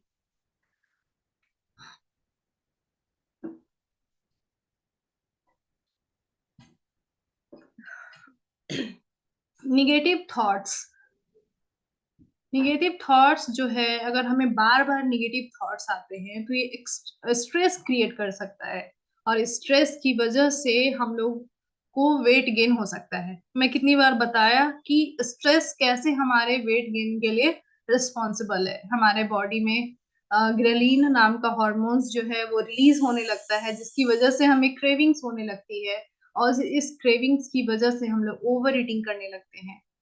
स्ट्रेस की वजह से हम लोग खुद को क्रिटिसाइज करने लगते हैं, दूसरे से कंपैरिजन करने लगते हैं और खुद से हम लोग बात नहीं करते हैं, अपनी बात को नहीं सुनते हैं और खुद को नजरअंदाज करने लगते हैं, जिससे हम लोग अपना एक हेल्दी हैबिट्स को बिल्ड नहीं कर सकते हैं। तो पॉजिटिव थिंकिंग लाने के लिए हमें क्या करना चाहिए उसके ऊपर हम लोग बात करते हैं। कभी भी कुछ लोग हैं कि पॉजिटिव थिंकिंग लाने के लिए हमेशा एक पॉजिटिव ऑडियो या वीडियो देखते हैं। किसी अच्छे नॉलेजेबल पर्सन का आप लोग ऑडियो वीडियो देख सकते हैं। कुछ लोग सत्संग जाते हैं, भागवत कथा सुनते हैं, या कुछ लोग अपने रिलीजन की रिलीजियस बुक पढ़ते हैं, या फिर कुछ लोग ये भी करते हैं कि किसी भी अच्छे आदमी का प्रवचन सुनते हैं, जिनसे उनके अंदर पॉजिटिव थॉट्स आता है। अगर आपके अंदर निगेटिव थॉट्स आ रहे हैं तो इसको कंट्रोल करने के लिए आप इन सारी चीजों को कर सकते हैं। आप जितनी बार पॉजिटिव थॉट्स को सुनेंगे, वो नेगेटिव थॉट्स आपके अंदर से कम होता जाएगा और आप एक पॉजिटिव थॉट्स को बिल्ड करते रहेंगे और अपनी लाइफ में भी हर चीज पॉजिटिव तरीके से करते रहेंगे। पॉजिटिव थॉट्स क्रिएट करने के लिए आप किसी चीज में खुद को इंगेज कर सकते हैं।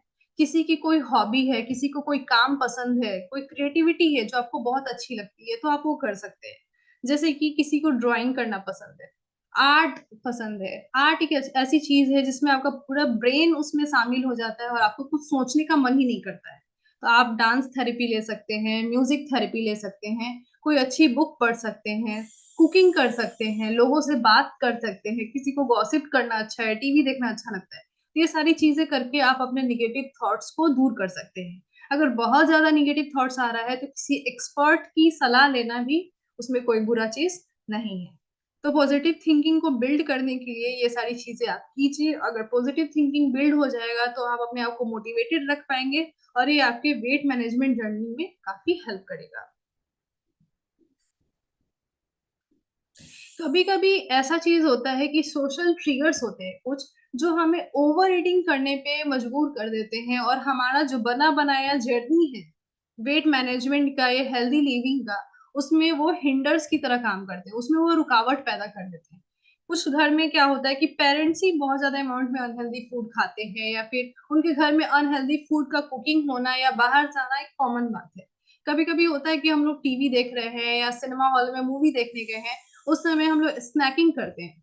स्नैकिंग में इतना ज्यादा खा लेते हैं कि हम लोगों को अपने फिजिकल हेल्थ के बारे में ध्यान ही नहीं होता है। कुछ स्नैक्स जैसे कि हम लोग पॉपकॉर्न्स खाते हैं, कभी पकौड़े खा लेते हैं, कभी ज्यादा अमाउंट में चाय पी लेते हैं, या कुछ भी ऐसा अनहेल्दी फूड जो पैक्ड फूड है, प्रोसेस्ड फूड है, ये सारी चीजें खाने लगते हैं, जिससे ये हमारा जो फिजिकल एक्टिविटी है, हमारा जो लाइफ स्टाइल है, वो फिर से खराब होने लगता है। तो इस चीज से खुद को दूर रखना बहुत ज्यादा जरूरी है। हम लोग अक्सर सुनते हैं कि हम लोग को ब्रेकफास्ट करना जरूरी है, ब्रेकफास्ट हमेशा हेवी होना चाहिए, लेकिन इसका मतलब बिल्कुल भी ये नहीं है कि हम लोग हेवी ब्रेकफास्ट के चक्कर में कुछ ज्यादा ही हेवी खाना खा लें। होटल में गए, रेस्टोरेंट में गए, पिज्जा खा लिया, मटन खा लिया, या फिर कोई प्रोसेस्ड फूड खा लिया, नूडल्स खा लिया, ये बिल्कुल भी इसका मतलब नहीं है। अक्सर आपको ब्रेकफास्ट करने का मन है तो आप रेस्टोरेंट चले गए, तो ऐसा चीज बिल्कुल भी नहीं होना चाहिए। ये सारी चीजें भी आपके हेल्थ को हैम्पर कर सकती है। अगर आप ट्रेवलिंग वाला आपका जॉब है, आप रेगुलर बेसिस पे जॉब करते हैं और आपको अक्सर ट्रेवल करना होता है और आपके पास चॉइसेस नहीं होता है फूड का, अनहेल्दी फूड जो आपको इजिली मिल जाता है आपके ट्रेन में, आपके प्लेन में, आप जिस जगह पे जा रहे हैं वहां पे, तो आप उसका कंजप्शन कर लेते हैं। तो इससे भी दूर रखना बहुत ज्यादा जरूरी है। मैं आपको आगे बताऊंगी कि इसके लिए आपको क्या करना चाहिए। तो आइए देखते हैं कुछ प्रैक्टिकल्स जिसके बेसिस पे हम लोग जो है अनहेल्दी ईटिंग से खुद को बचा सकते हैं। सबसे पहले तो हेल्दी स्नैक्स का होना बहुत ज्यादा जरूरी है। अक्सर अपने पास कुछ हेल्दी ऑप्शंस रखिए, जैसे कि ड्राई फ्रूट्स मैंने बताया, स्प्राउट्स हो सकता है, मखाना हो सकता है, डेट्स हो सकता है, या कोई भी हेल्दी चीज जो घर में कुक हुआ हुआ हो और लंबे समय तक रहे और वो खराब नहीं हो सकता है, तो उसको आप अपने साथ रख सकते हैं। हमेशा एक टाइम पे खाना खाना बहुत ज्यादा जरूरी है, क्योंकि हमेशा देखिएगा आपका जो ब्रेन है हमेशा एक्टिव रहता है। वो आपका जब टाइम होगा तभी आपको इंडिकेट करेगा कि आपको भूख लग गया है और आपको खाना खाना जरूरी है। अगर आप ब्रेन को टॉर्चर करेंगे तो वो आपको टॉर्चर करना शुरू कर देगा और आप फिर से ओवर ईटिंग करने लगेंगे। ठीक उसी तरीके से ट्रैवलिंग के टाइम पे भी हम लोग को हेल्दी मील्स का ले जाना बहुत ज्यादा जरूरी है। कुछ फ्रूट्स अपने साथ रख लिया, ड्राई फ्रूट्स रख लिया, स्प्राउट्स रख लिया, रोस्टेड सीड्स रख लिया, अपने घर से बना हुआ कुछ स्पेशल हेल्दी मठरी वगैरह रख लिया, नमकीन्स रख लिया। तो इस तरीके से आप इसका कंजप्शन कर सकते हैं। कभी भी आप माइंडफुल ईटिंग कीजिए। खाना खाते समय पूरा कंसंट्रेशन आपका फूड के ऊपर होना चाहिए। आप हमेशा खाने पे ध्यान रख के खाना खाएंगे। हमेशा कोशिश करें कि खाने को अपनी उंगलियों से खाएं, अपने हाथों से खाएं। ये आपके ब्रेन के नर्व्स को एक्टिव रखने में मदद करता है। दूसरा, पोर्शन कंट्रोल करके खाना बहुत ज्यादा जरूरी है। सॉरी।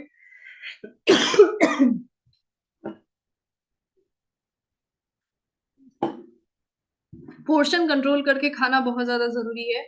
साथ में कभी भी खाते समय टीवी मोबाइल का इस्तेमाल ना करें, बातचीत करके ना खाएं, बैठ के हमेशा खाना खाएं और पीसफुल जगह पे बैठ के खाना जरूर खाएं। ये सारी चीजें आपको हेल्दी ईटिंग हैबिट्स में मदद करेंगी। टेबल पे हमेशा बैठकर खाना खाएं, मतलब फैमिली के साथ बैठकर खाना खाना जरूरी है। फूड की शेयरिंग करके खाना बहुत ज्यादा जरूरी है। अगर आप कोई पार्टी कर रहे हैं तो लोगों को बोले कि आप अपने घर से ये बना कर लाओ, आप अपने घर से दूसरा डिश बना के लाओ। आप हर पर्सन को अलग अलग तरीके की डिशेस को बोलिए और उसको शेयर करके खाइए। उससे फूड का वेस्टेज भी नहीं होगा और आप ओवर अमाउंट में जो है फूड का कंजप्शन भी नहीं करेंगे। उसके बाद फिजिकल एक्टिविटी के बारे में हम लोग बात कर लेते हैं कि आप कितना फिजिकली एक्टिव है। ये लोगों को समझाइए कि फिजिकल एक्टिव रहना कितना जरूरी है। कौन से लोग हैं, क्या आप लोग पर डे फिजिकली एक्टिव रहते हैं, एक्सरसाइज करते हैं, वॉकिंग करते हैं, या फिर आप बहुत ज्यादा पैदल चलते हैं? ऐसा कोई एक्टिविटी आप लोग करते हैं तो प्लीज मुझे कमेंट करके बताइए।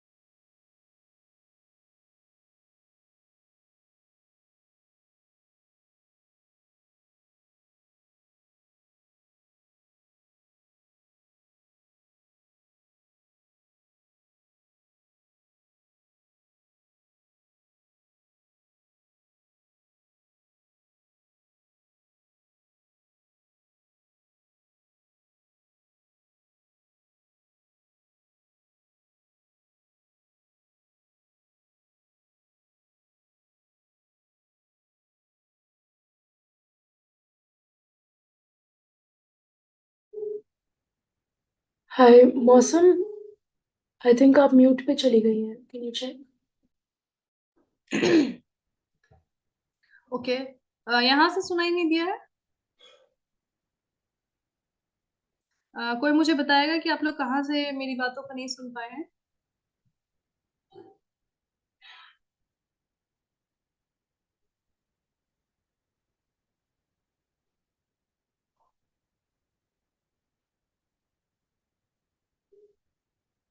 ओके, ठीक है। मैंने बोला आप लोगों को कि फिजिकली एक्टिव रहना कितना ज्यादा जरूरी है, क्योंकि ये हमारे ब्रेन हेल्थ को इम्प्रूव करने में मदद करता है, हमें मानसिक रूप से मजबूत बनाने में मदद करेगा, हमारे स्ट्रेस को कंट्रोल करेगा, एंजाइटी को कंट्रोल करेगा, तनाव से दूर रखने में ये काफी मदद करता है।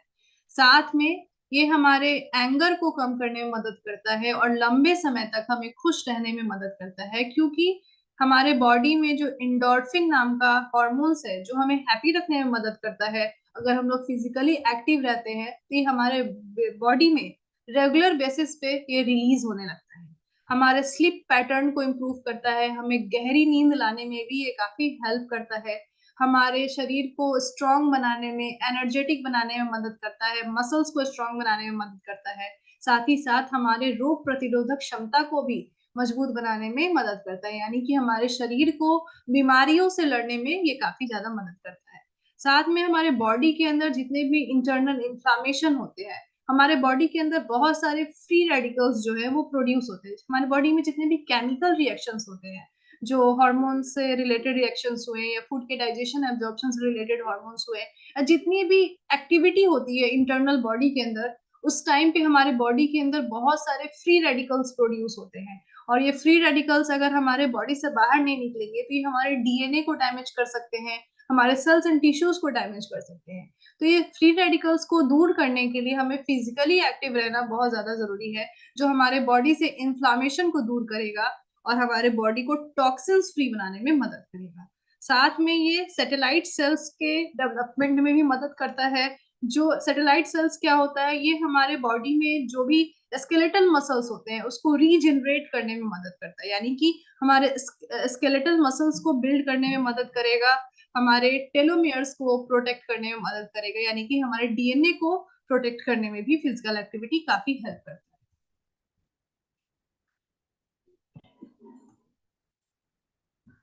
तो आइए हम लोग जानते हैं फिजिकली एक्टिव रहने के लिए हम लोग कौन कौन से टिप्स को अपना सकते हैं, क्या क्या लोगों को सलाह दे सकते हैं कि अगर आपके पास टाइम नहीं है तो आप कैसे फिजिकली एक्टिव रह सकते हैं।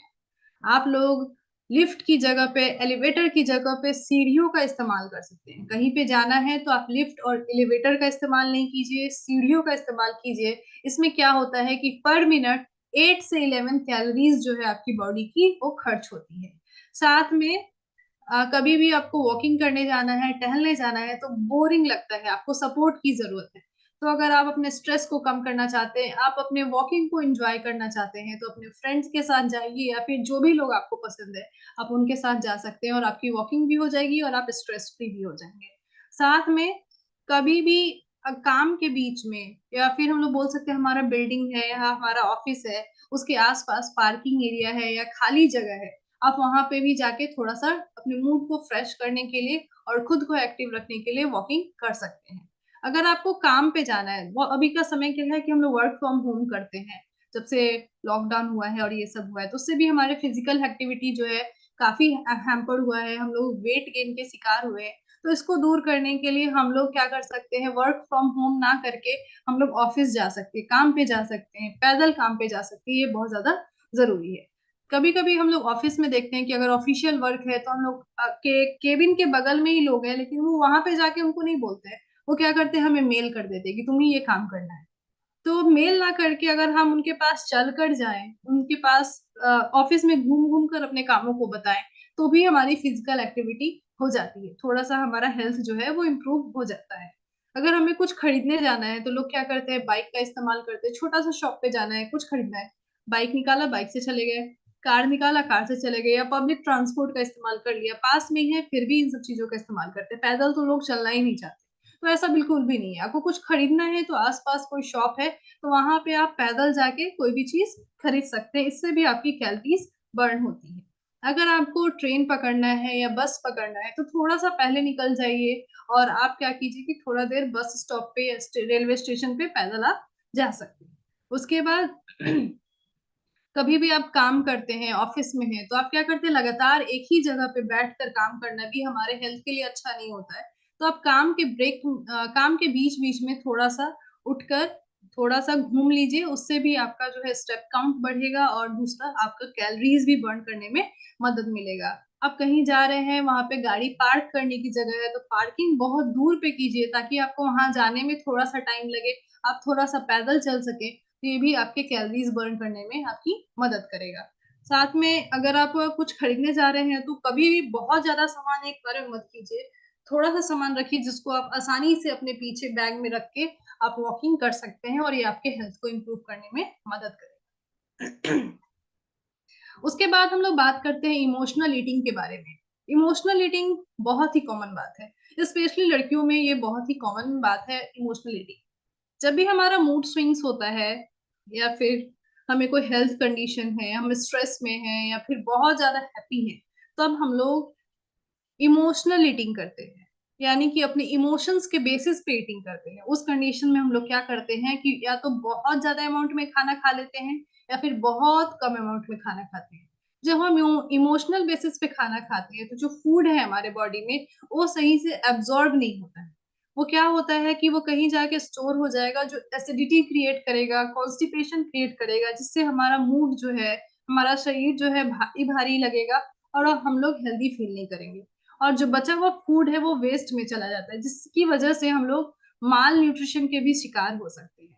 तो इमोशनल ईटिंग को दूर करना बहुत ज्यादा जरूरी है। तो आइए हम लोग जानते हैं कि क्या क्या कारण है जिसके बेसिस पे हम लोग इमोशनल ईटिंग करते हैं। इसके बहुत सारे डिसऑर्डर्स भी होते हैं, उसके ऊपर हम लोग बात नहीं करेंगे, लेकिन कभी कभी लड़कियों में होता है ना कि मुझे बहुत फिट दिखना है, बहुत सुंदर दिखना है, बहुत पतला दिखना है, तो उस समय वो लोग क्या करती हैं, बहुत कुछ भी नहीं खाती है, इतना कम खाने लगती है जिनकी वजह से उनका बॉडी का जो ऑर्गन है वो फेल होने लगता है, और वो बीमार पड़ जाती है। ऐसा टेंडेंसी नहीं होना चाहिए। या फिर बहुत ज्यादा स्ट्रेस में है आप, बहुत ज्यादा दुखी हैं, एंजाइटी की प्रॉब्लम हो रही है, तो भी आपको उस समय खाना नहीं खाना चाहिए। आपको उस समय पानी पीना चाहिए, रिलैक्स करना चाहिए, तब जाके आपको खाना खाना है। उसके बाद आप बहुत ज्यादा गिल्टी महसूस कर रहे हैं, निगेटिव इमोशंस आ रहे हैं, निगेटिव थॉट्स आ रहे हैं, तो भी आप लोग इमोशनल ईटिंग करने लगते हैं। उसके बाद कोई भी कंफर्ट एरिया मिलता है, यानी कि मुझे अभी भूख नहीं लगा है, मुझे खाना नहीं मिल रहा है, नहीं चाहिए मुझे खाना, लेकिन हमारे आसपास के एरिया में कहीं पार्टी हो रही है, या कोई ऐसे ही ऑफिस में आया, आज उसका बर्थडे है, उसने अपने तरफ से हमें एक छोटा सा ट्रीट दे दिया, पर मुझे भूख नहीं लगा है, लेकिन यार मिल रहा है तो क्या करूं, मैं खा लेता हूँ। ये वाला टेंडेंसी भी, उसको बुरा ना लगे, तो ये वाला टेंडेंसी भी इमोशनल ईटिंग की कैटेगरी में आता है, जिसकी वजह से हमारा जो लाइफ स्टाइल है वो बिगड़ सकता है, और हमारा वेट गेन हो सकता है। जब भी हम लोग इमोशनल ईटिंग करते हैं तो उस समय हम लोग हेल्दी फूड नहीं खा पाते हैं। अक्सर हमारे फूड के अंदर शुगर बहुत ज्यादा होता है।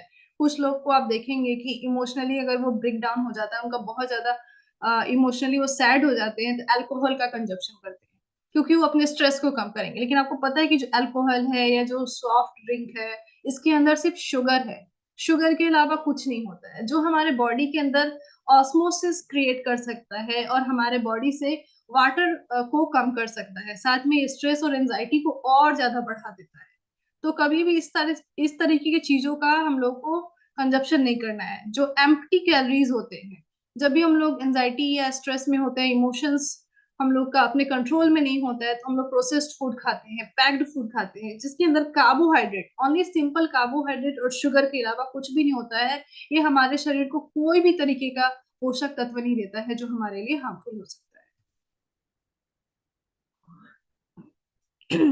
तो आइए हम लोग जानते हैं कि कैसे इसको हम लोग कंट्रोल कर सकते हैं। आप अक्सर ध्यान दीजिए कि क्या ऐसी चीजें हैं जो आप इमोशनली वीक हो जाते हैं, क्या आपका ट्रिगर है जो आपको इमोशनली वीक कर देता है। तो उस समय में आपको अपने इमोशंस पे कंट्रोल करने के लिए क्या क्या चीजें करना चाहिए, उस इमोशन से दूर जाने के लिए हमें क्या क्या करना चाहिए, वो सारी चीजों को आप ध्यान में रखिए।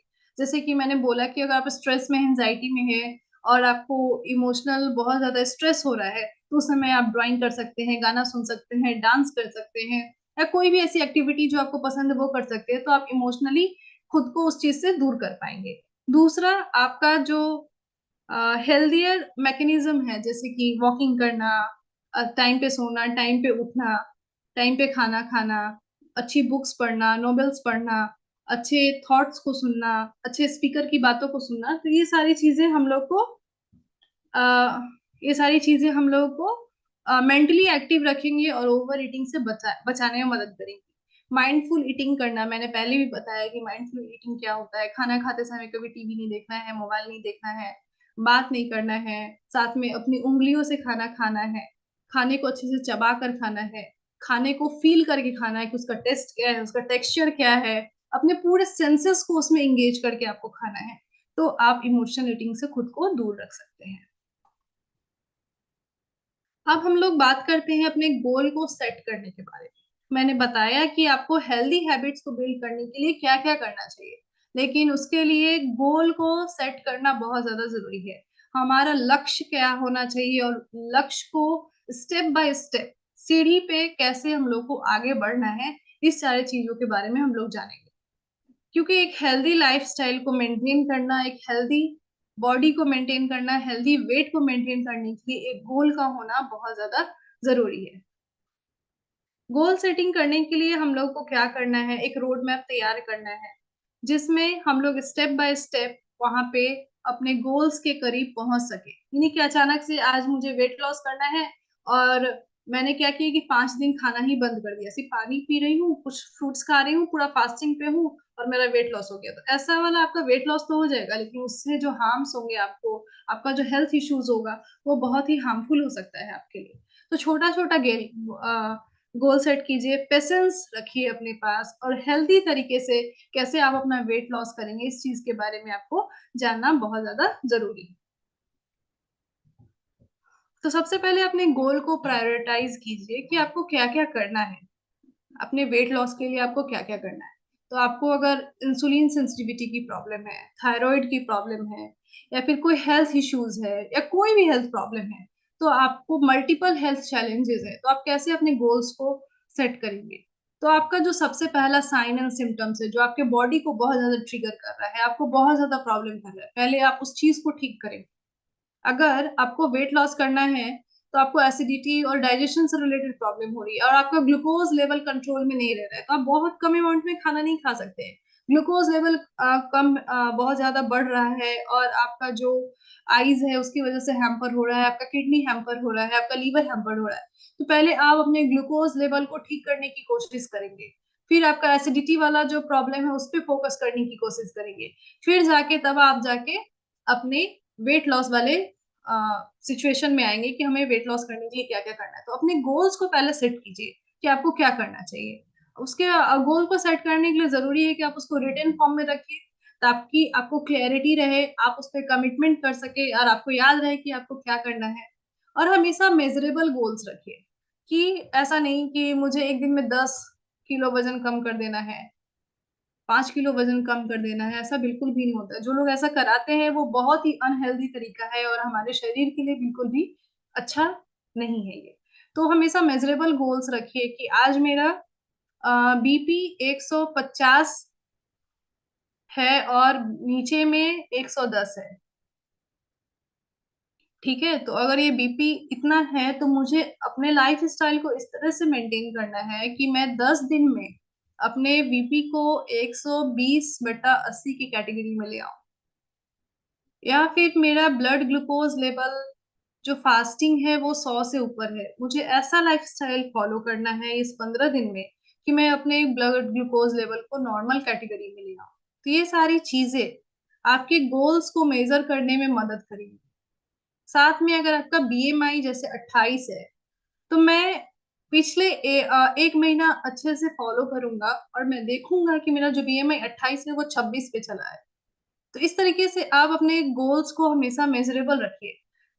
उसके बाद ये भी तैयार रहिए कि जो आपने गोल सेट किया है उसके रास्ते में बहुत सारे रुकावटें आए, तो उसके लिए भी आप तैयार रहिए।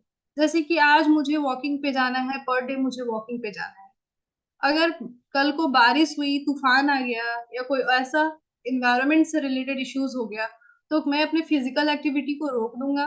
तो ऐसा बिल्कुल भी नहीं।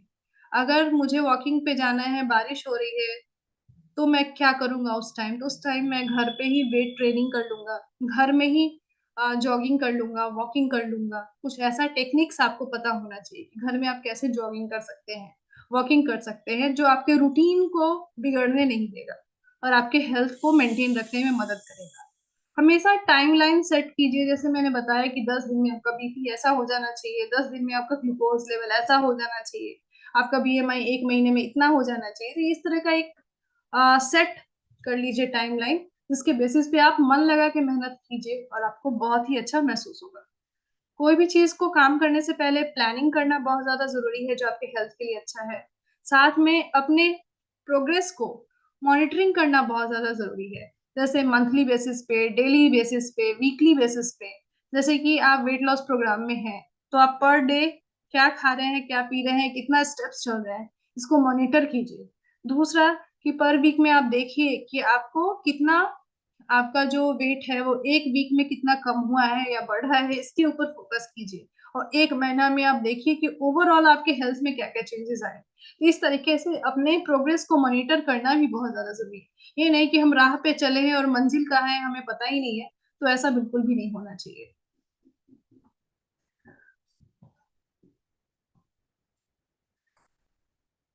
तो सेट रियलिस्टिक गोल्स, कभी भी गोल्स को बहुत बड़ा नहीं बनाना है कि हमें 2 महीना में 20 किलो कम कर लेना है, 2 महीना में हमें 25 किलो कम कर लेना है, ऐसा बिल्कुल भी गोल्स नहीं तैयार करना है।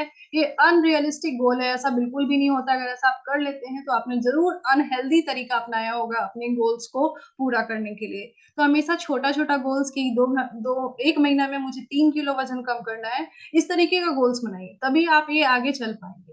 ये नहीं कि हमें वेट लॉस करना है तो हम आटे की रोटी नहीं खाएंगे, हमें बाजरे की रोटी खानी है। तो आप ऐसा, रोज आप बचपन से आटे की रोटी खा रहे हैं और आज के दिन में आप क्या कीजिएगा, एकदम से आप बाजरे की रोटी पे आ जाओगे, तो फिर आपसे ये नहीं हो पाएगा, यार मुझे अच्छा नहीं लग रहा है, इसका टेस्ट मैं नहीं कर पाऊंगा। तो धीरे धीरे कभी अल्टरनेट डे पे यूज कीजिए कि आज मैंने आटे की खाई, कल बाजरे की खाई, परसों दोनों को मिक्स करके खाया। इस तरीके से जब आपका टेस्ट बड एक्टिव हो जाएगा, आपको वो अच्छा लगने लगेगा, तब आप उसको कंटिन्यू कर लीजिएगा। तो ऐसा होना चाहिए। मैंने बोल दिया कि आपको बहुत सारा फल और सब्जी खाना है, एक बार में आप बहुत ज्यादा फल और सब्जी खाने लगे, तो फिर आपको लगेगा कि खाने में कोई टेस्ट ही नहीं आ रहा, मुझे मजा नहीं आ रहा, मैं ये सब नहीं कर सकता, मेरी डाइटिशियन ने मुझे क्या बता दिया यार, मुझे तो फॉलो ही नहीं हो रहा। तो ऐसा नहीं करना है। आपको फल सब्जी भी खाना है, साथ में कुछ अच्छा चटपटा सब्जी भी खाना है, कुछ अच्छा डिशेस बना के भी खाना है। ये सारी चीजें गोल सेट कीजिए, उसके बाद आप छोटा छोटा करके फिर जाके बड़ा चेंजेस अपने गोल्स में लाइए, तब जाके ये आपके लिए एक तरीके से रियलिस्टिक गोल के तौर पे आएगा, जिसको आप अपने लाइफ में अच्छे से तरीके से शामिल कर पाएंगे। अपने रोल मॉडल को चुनिए, जैसे कि किसी का भी रोल मॉडल कोई भी हो सकता है कि मुझे उसके जैसा बनना है, यार वो कितना फिट दिखता है, कितना अच्छा दिखता है, हैंडसम दिखता है, मुझे उस टाइप का कुछ करना है। तो ऐसा रोल मॉडल आपके पास रहेगा, तभी आप अपने गोल्स के ऊपर काम कर पाएंगे। गोल्स को छोटे छोटे पार्ट्स में स्टेप बाय स्टेप करके चलिए, तभी आप वहां तक पहुंच पाएंगे। हर छोटे छोटे अचीवमेंट पे, जैसे कि आपने 1 किलो वजन कम कर लिए, आपका जो फैट है 2% कम हो गया, तो छोटे छोटे चीजों पे खुद को रिवॉर्ड कीजिए, खुद को अप्रिशिएट कीजिए, ये भी बहुत ज्यादा जरूरी है। साथ में अपने फैमिली या फ्रेंड्स का सपोर्ट लीजिए अपने गोल्स को पूरा करने के लिए। हमेशा पॉजिटिव रहिए, मोटिवेटेड रहिए, जो आपके गोल्स को पूरा करने में मदद करेगा। मैंने बताया है कि गोल को ट्रैक करना बहुत ज्यादा जरूरी है। आप डेली बेसिस पे ट्रैक कर सकते हैं, वीकली या मंथली बेसिस पे इसको ट्रैक कर सकते हैं। जैसे कि डेली बेसिस पे आप देखेंगे कि आप क्या क्या खा रहे हैं, फूड लॉग तैयार कर सकते हैं। आप जो जो खाते हैं उसको डायरी मेंटेन कर सकते हैं। कितना देर आप एक्सरसाइज कर रहे हैं, किस टाइप का आप एक्सरसाइज कर रहे हैं, आपका स्लीपिंग पैटर्न कैसा है, आपका इमोशनल लेवल कैसा था, आप बहुत ज्यादा आज तो गुस्सा नहीं हो गए, आप बहुत ज्यादा आज स्ट्रेस में तो नहीं थे, और इस तरह का आप आज बहुत ज्यादा आप कंफ्यूज तो नहीं थे। तो ये सारी चीजों पे आप ध्यान दीजिए। दूसरा, वीकली बेसिस पे आप अपने पैरामीटर्स को चेक कीजिए कि उसके अंदर क्या क्या चेंजेस आया है, आप कितने हेल्दी तरीके से इन सारी चीजों को कर रहे हैं। और मंथली बेसिस पे ओवरऑल लेवल पे आप देखिए कि आपके अंदर क्या चेंजेस आया है। इस तरीके से आप अपने गोल को ट्रैक कर सकते हैं।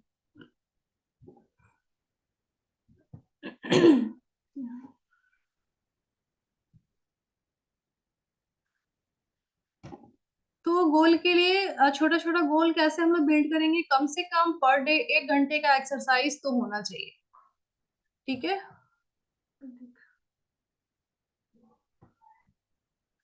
कम से कम हमें पर डे 2 to 3 लीटर्स पानी का कंजप्शन करना है। 3 कप्स ग्रीन टी और ग्रीन जूसेस हम लोग को लेना है। 4 टाइम्स हम लोगों को मेंटल ब्रेक्स लेना है, स्ट्रेच ब्रेक्स लेना है, यानी कि अपने आप को हैप्पी रखने के लिए थोड़ा थोड़ा काम के बीच में हम लोगों को कुछ अपने तरीके से कुछ ऐसा काम करना है जो हमें खुश रखने में मदद करेगा। दूसरा, हमें अक्सर खुद को थैंकफुल बोलना है, अपने को रिवॉर्ड देना नहीं भूलना है। हमेशा पर डे कम से कम आपको मेडिटेशन करना है, इसकी प्रैक्टिस आपको करनी चाहिए। कम से कम 7 मिनट्स आपको पर डे हंसना बहुत ज्यादा जरूरी है। 8 घंटे की 7 से 8 घंटे की नींद लेना बहुत ज्यादा जरूरी है। और 9 बजे तक अपने बेड पे आ जाना जरूरी है। और कम से कम ऐसा कीजिए कि 10,000 स्टेप्स आप पर डे चलिए, तब जाके ये छोटे छोटे गोल्स आपके बड़े गोल्स में कन्वर्ट हो पाएंगे। आई थिंक आप लोग ये सारी चीजें समझ गए हैं। अब हम लोग चलते हैं क्वेश्चन आंसर की तरफ से। तो आपको अगर कोई क्वेश्चन है तो प्लीज आप मुझे चैट बॉक्स में मैसेज कर सकते हैं।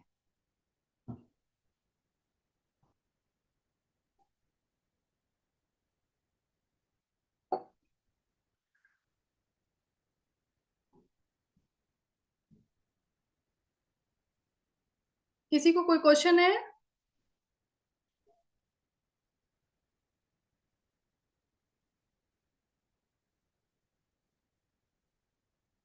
थैंक यू सुधा जी, मुझे अप्रिशिएट करने के लिए।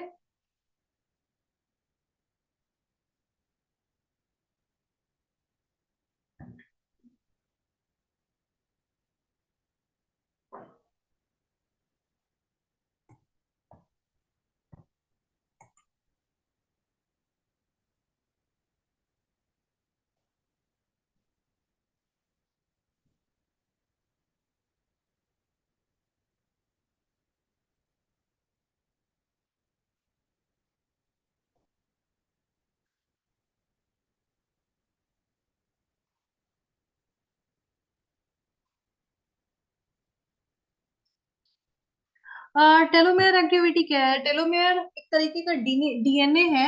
और डीएनए जो हमारा होता है वो प्रोटीन से मिलके बना हुआ होता है, और वहां पे टेलोमेयर होता है।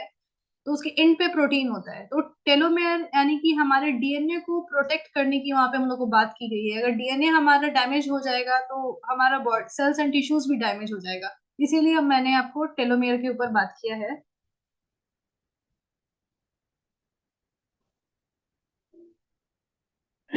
12 हैबिट्स क्या क्या है? थैंक यू आप सभी को। Satellite cells, 1 second. Satellite cells हमारा जो मस्कुलर मसल्स होता है, जो हमारा स्केलेटल मसल्स होता है, वहां पे सैटेलाइट सेल्स पाया जाता है। वो एक तरीके का सेल्स है जो उसको डेवलप करने में, हमारे मसल्स को, स्केलेटल मसल्स को डेवलप करने में मदद करता है। तो उसी को हम लोग सैटेलाइट सेल्स बोलते हैं। किसी को 12 हैबिट्स के बारे में बात नहीं हुई? ओके, एक मिनट मैं देख लेती हूँ।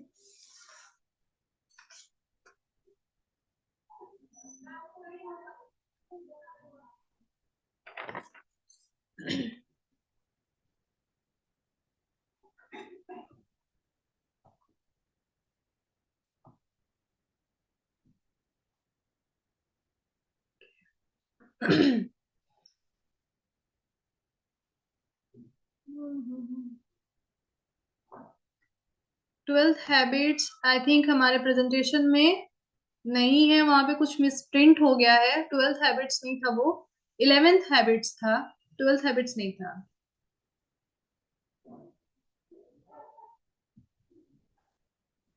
किसी को पोर्शन कंट्रोल वाला स्लाइड देखना था तो प्लीज आप लोग ये स्लाइड देख सकते हैं।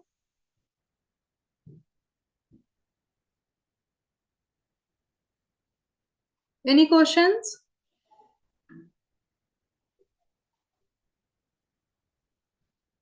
ओके, पोर्शन स्लाइड्स के बारे में हम लोग को बात करना था कि serving sizes end portion sizes में क्या डिफरेंट होता है।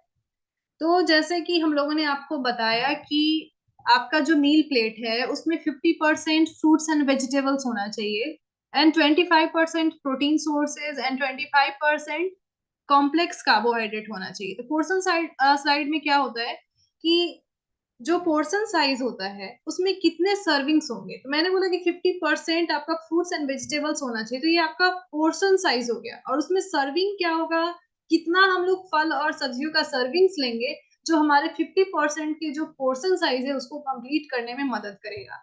तो पोर्शन साइज को हम लोग को देखने के लिए क्या करना होता है कि हम लोग को कोई भी मेजरिंग टूल्स का यूज करना है जो घर में इजिली अवेलेबल है, जैसे कि कप है। कप जो होता है वो 200 ग्राम का होता है। उसी तरीके से टेबल स्पून होता है, जो बड़ा चम्मच होता है वो 10 ग्राम का होता है। टी स्पून जो होता है वो 5 ग्राम्स का होता है। तो इसके बेसिस पे हम इस चीज से हम लोग उसको माप सकते हैं। कैसे मापेंगे उसको, तो अगर हम लोग हैंड के थ्रू भी माप सकते हैं, अपने हैंड का यूज करके। तो मैंने बताया कि प्रोटीन सोर्सेज लेना है, मानी 25% जो है हमारे प्लेट में प्रोटीन सोर्सेज होना चाहिए। तो उसके लिए हम लोग अपने पाम का यूज कर सकते हैं। अपने पाम से 4 बार अगर हम लोग प्रोटीन सोर्सेज उठाकर रखेंगे तो वो अनकुक्ड फॉर्म में एक पोर्शन साइज हो जाएगा। ठीक उसी तरीके से कुक्ड फॉर्म में 3 बार अपने पाम से किसी भी प्रोटीन सोर्सेज को उठाकर अपने प्लेट में रखेंगे तो वो कुक्ड फॉर्म में कंप्लीट पोर्शन साइज यानी कि 1 सर्विंग हो जाएगा, जो हमारे न्यूट्रिशनल वैल्यू को पूरा करने में मदद करेगा। ठीक उसी तरीके से वेजिटेबल्स की बात करते हैं कि 200 ग्राम वेजिटेबल्स हम लोग को लेना है, 1 कप वेजिटेबल्स लेना है। तो 1 सर्विंग में 1 कप वेजिटेबल्स होता है। मैं आपको सिंपल फॉर्म में बता देती हूँ कि हम लोग को पर डे कम से कम 4 to 5 सर्विंग्स वेजिटेबल्स लेना होता है। तो आप 1 कप, 2 कप, ऐसे करके 5 कप्स तक आप अगर वेजिटेबल्स लेंगे तो आपके लिए बेनिफिशियल होगा। उस तरीके से आप अपने कप से माप के उसको ले सकते हैं। जस्ट लाइक कार्बोहाइड्रेट की बात कर रही हूँ, तो आप अपने हाथ को ऐसे करेंगे और ऐसे करके आपका जो हाथ है इसके अंदर जितना आपका कार्बोहाइड्रेट सोर्स जो यानी कि जो आपका सीरियल्स है, वो सीरियल्स इस हाथ के अंदर जितना आ जाएगा वो हाफ कप की कैटेगरी में आएगा। वो आपका 1 सर्विंग हो जाएगा, जो आपके 1 पोर्शन को कंट्रोल करने में वो मदद करेगा। एक पोर्शन में कम से कम 40 ग्राम चावल होना चाहिए रॉ फॉर्म में। उसको कुक्ड कर देंगे तो वो फैल के ज्यादा हो जाता है। तो उस तरीके से एक पोर्शन में 40 ग्राम चावल यानी कि हाफ कप चावल का इस्तेमाल हम लोग कर सकते हैं। ठीक उसी तरीके से 1 सर्विंग में कुक्ड फॉर्म में हम लोग देखेंगे तो 2 कप हैंड्स यानी कि हाथ को कप के शेप का बनाना है और उसमें छोटा सा गोला लेना है और उतना ही लेके हम लोग को कुक्ड फॉर्म में सीरियल्स का इस्तेमाल करना है। ठीक उसी तरीके से अगर हम लोग फैट की बात कर रहे हैं तो हम लोग एक पर्सन को अक्सर बोलते हैं कि 15 ग्राम से ज्यादा तेल का इस्तेमाल आप लोग को नहीं करना है। लेकिन किसी को हाइपरटेंशन की प्रॉब्लम है या फिर किसी को कोलेस्ट्रॉल की प्रॉब्लम है तो हम लोग बोलते हैं 5 to 5 ग्राम से 8 ग्राम के बीच में ही आप तेल का इस्तेमाल कीजिए। तो आप 1 टेबल स्पून अगर तेल लेंगे तो वो 10 ग्राम का हो जाएगा, या फिर अपने थम के आकार का।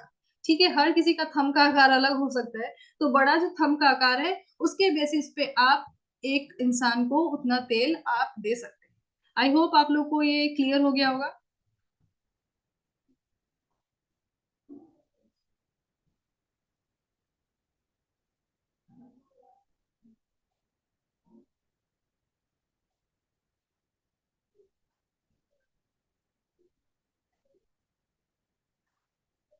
15 ग्राम्स फैट जो है मैंने एक नॉर्मल पर्सन के लिए बोला है, लेकिन किसी को कोलेस्ट्रॉल का प्रॉब्लम है, हाइपरटेंशन का प्रॉब्लम है, तो उनको 5 से 8 ग्राम ही तेल लेना चाहिए।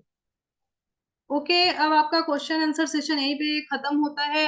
आई होप आपको ये सेशन बहुत ज्यादा पसंद हुआ होगा और आप लोग को अच्छे से समझ में आया होगा। तब तक के लिए थैंक यू, नमस्कार।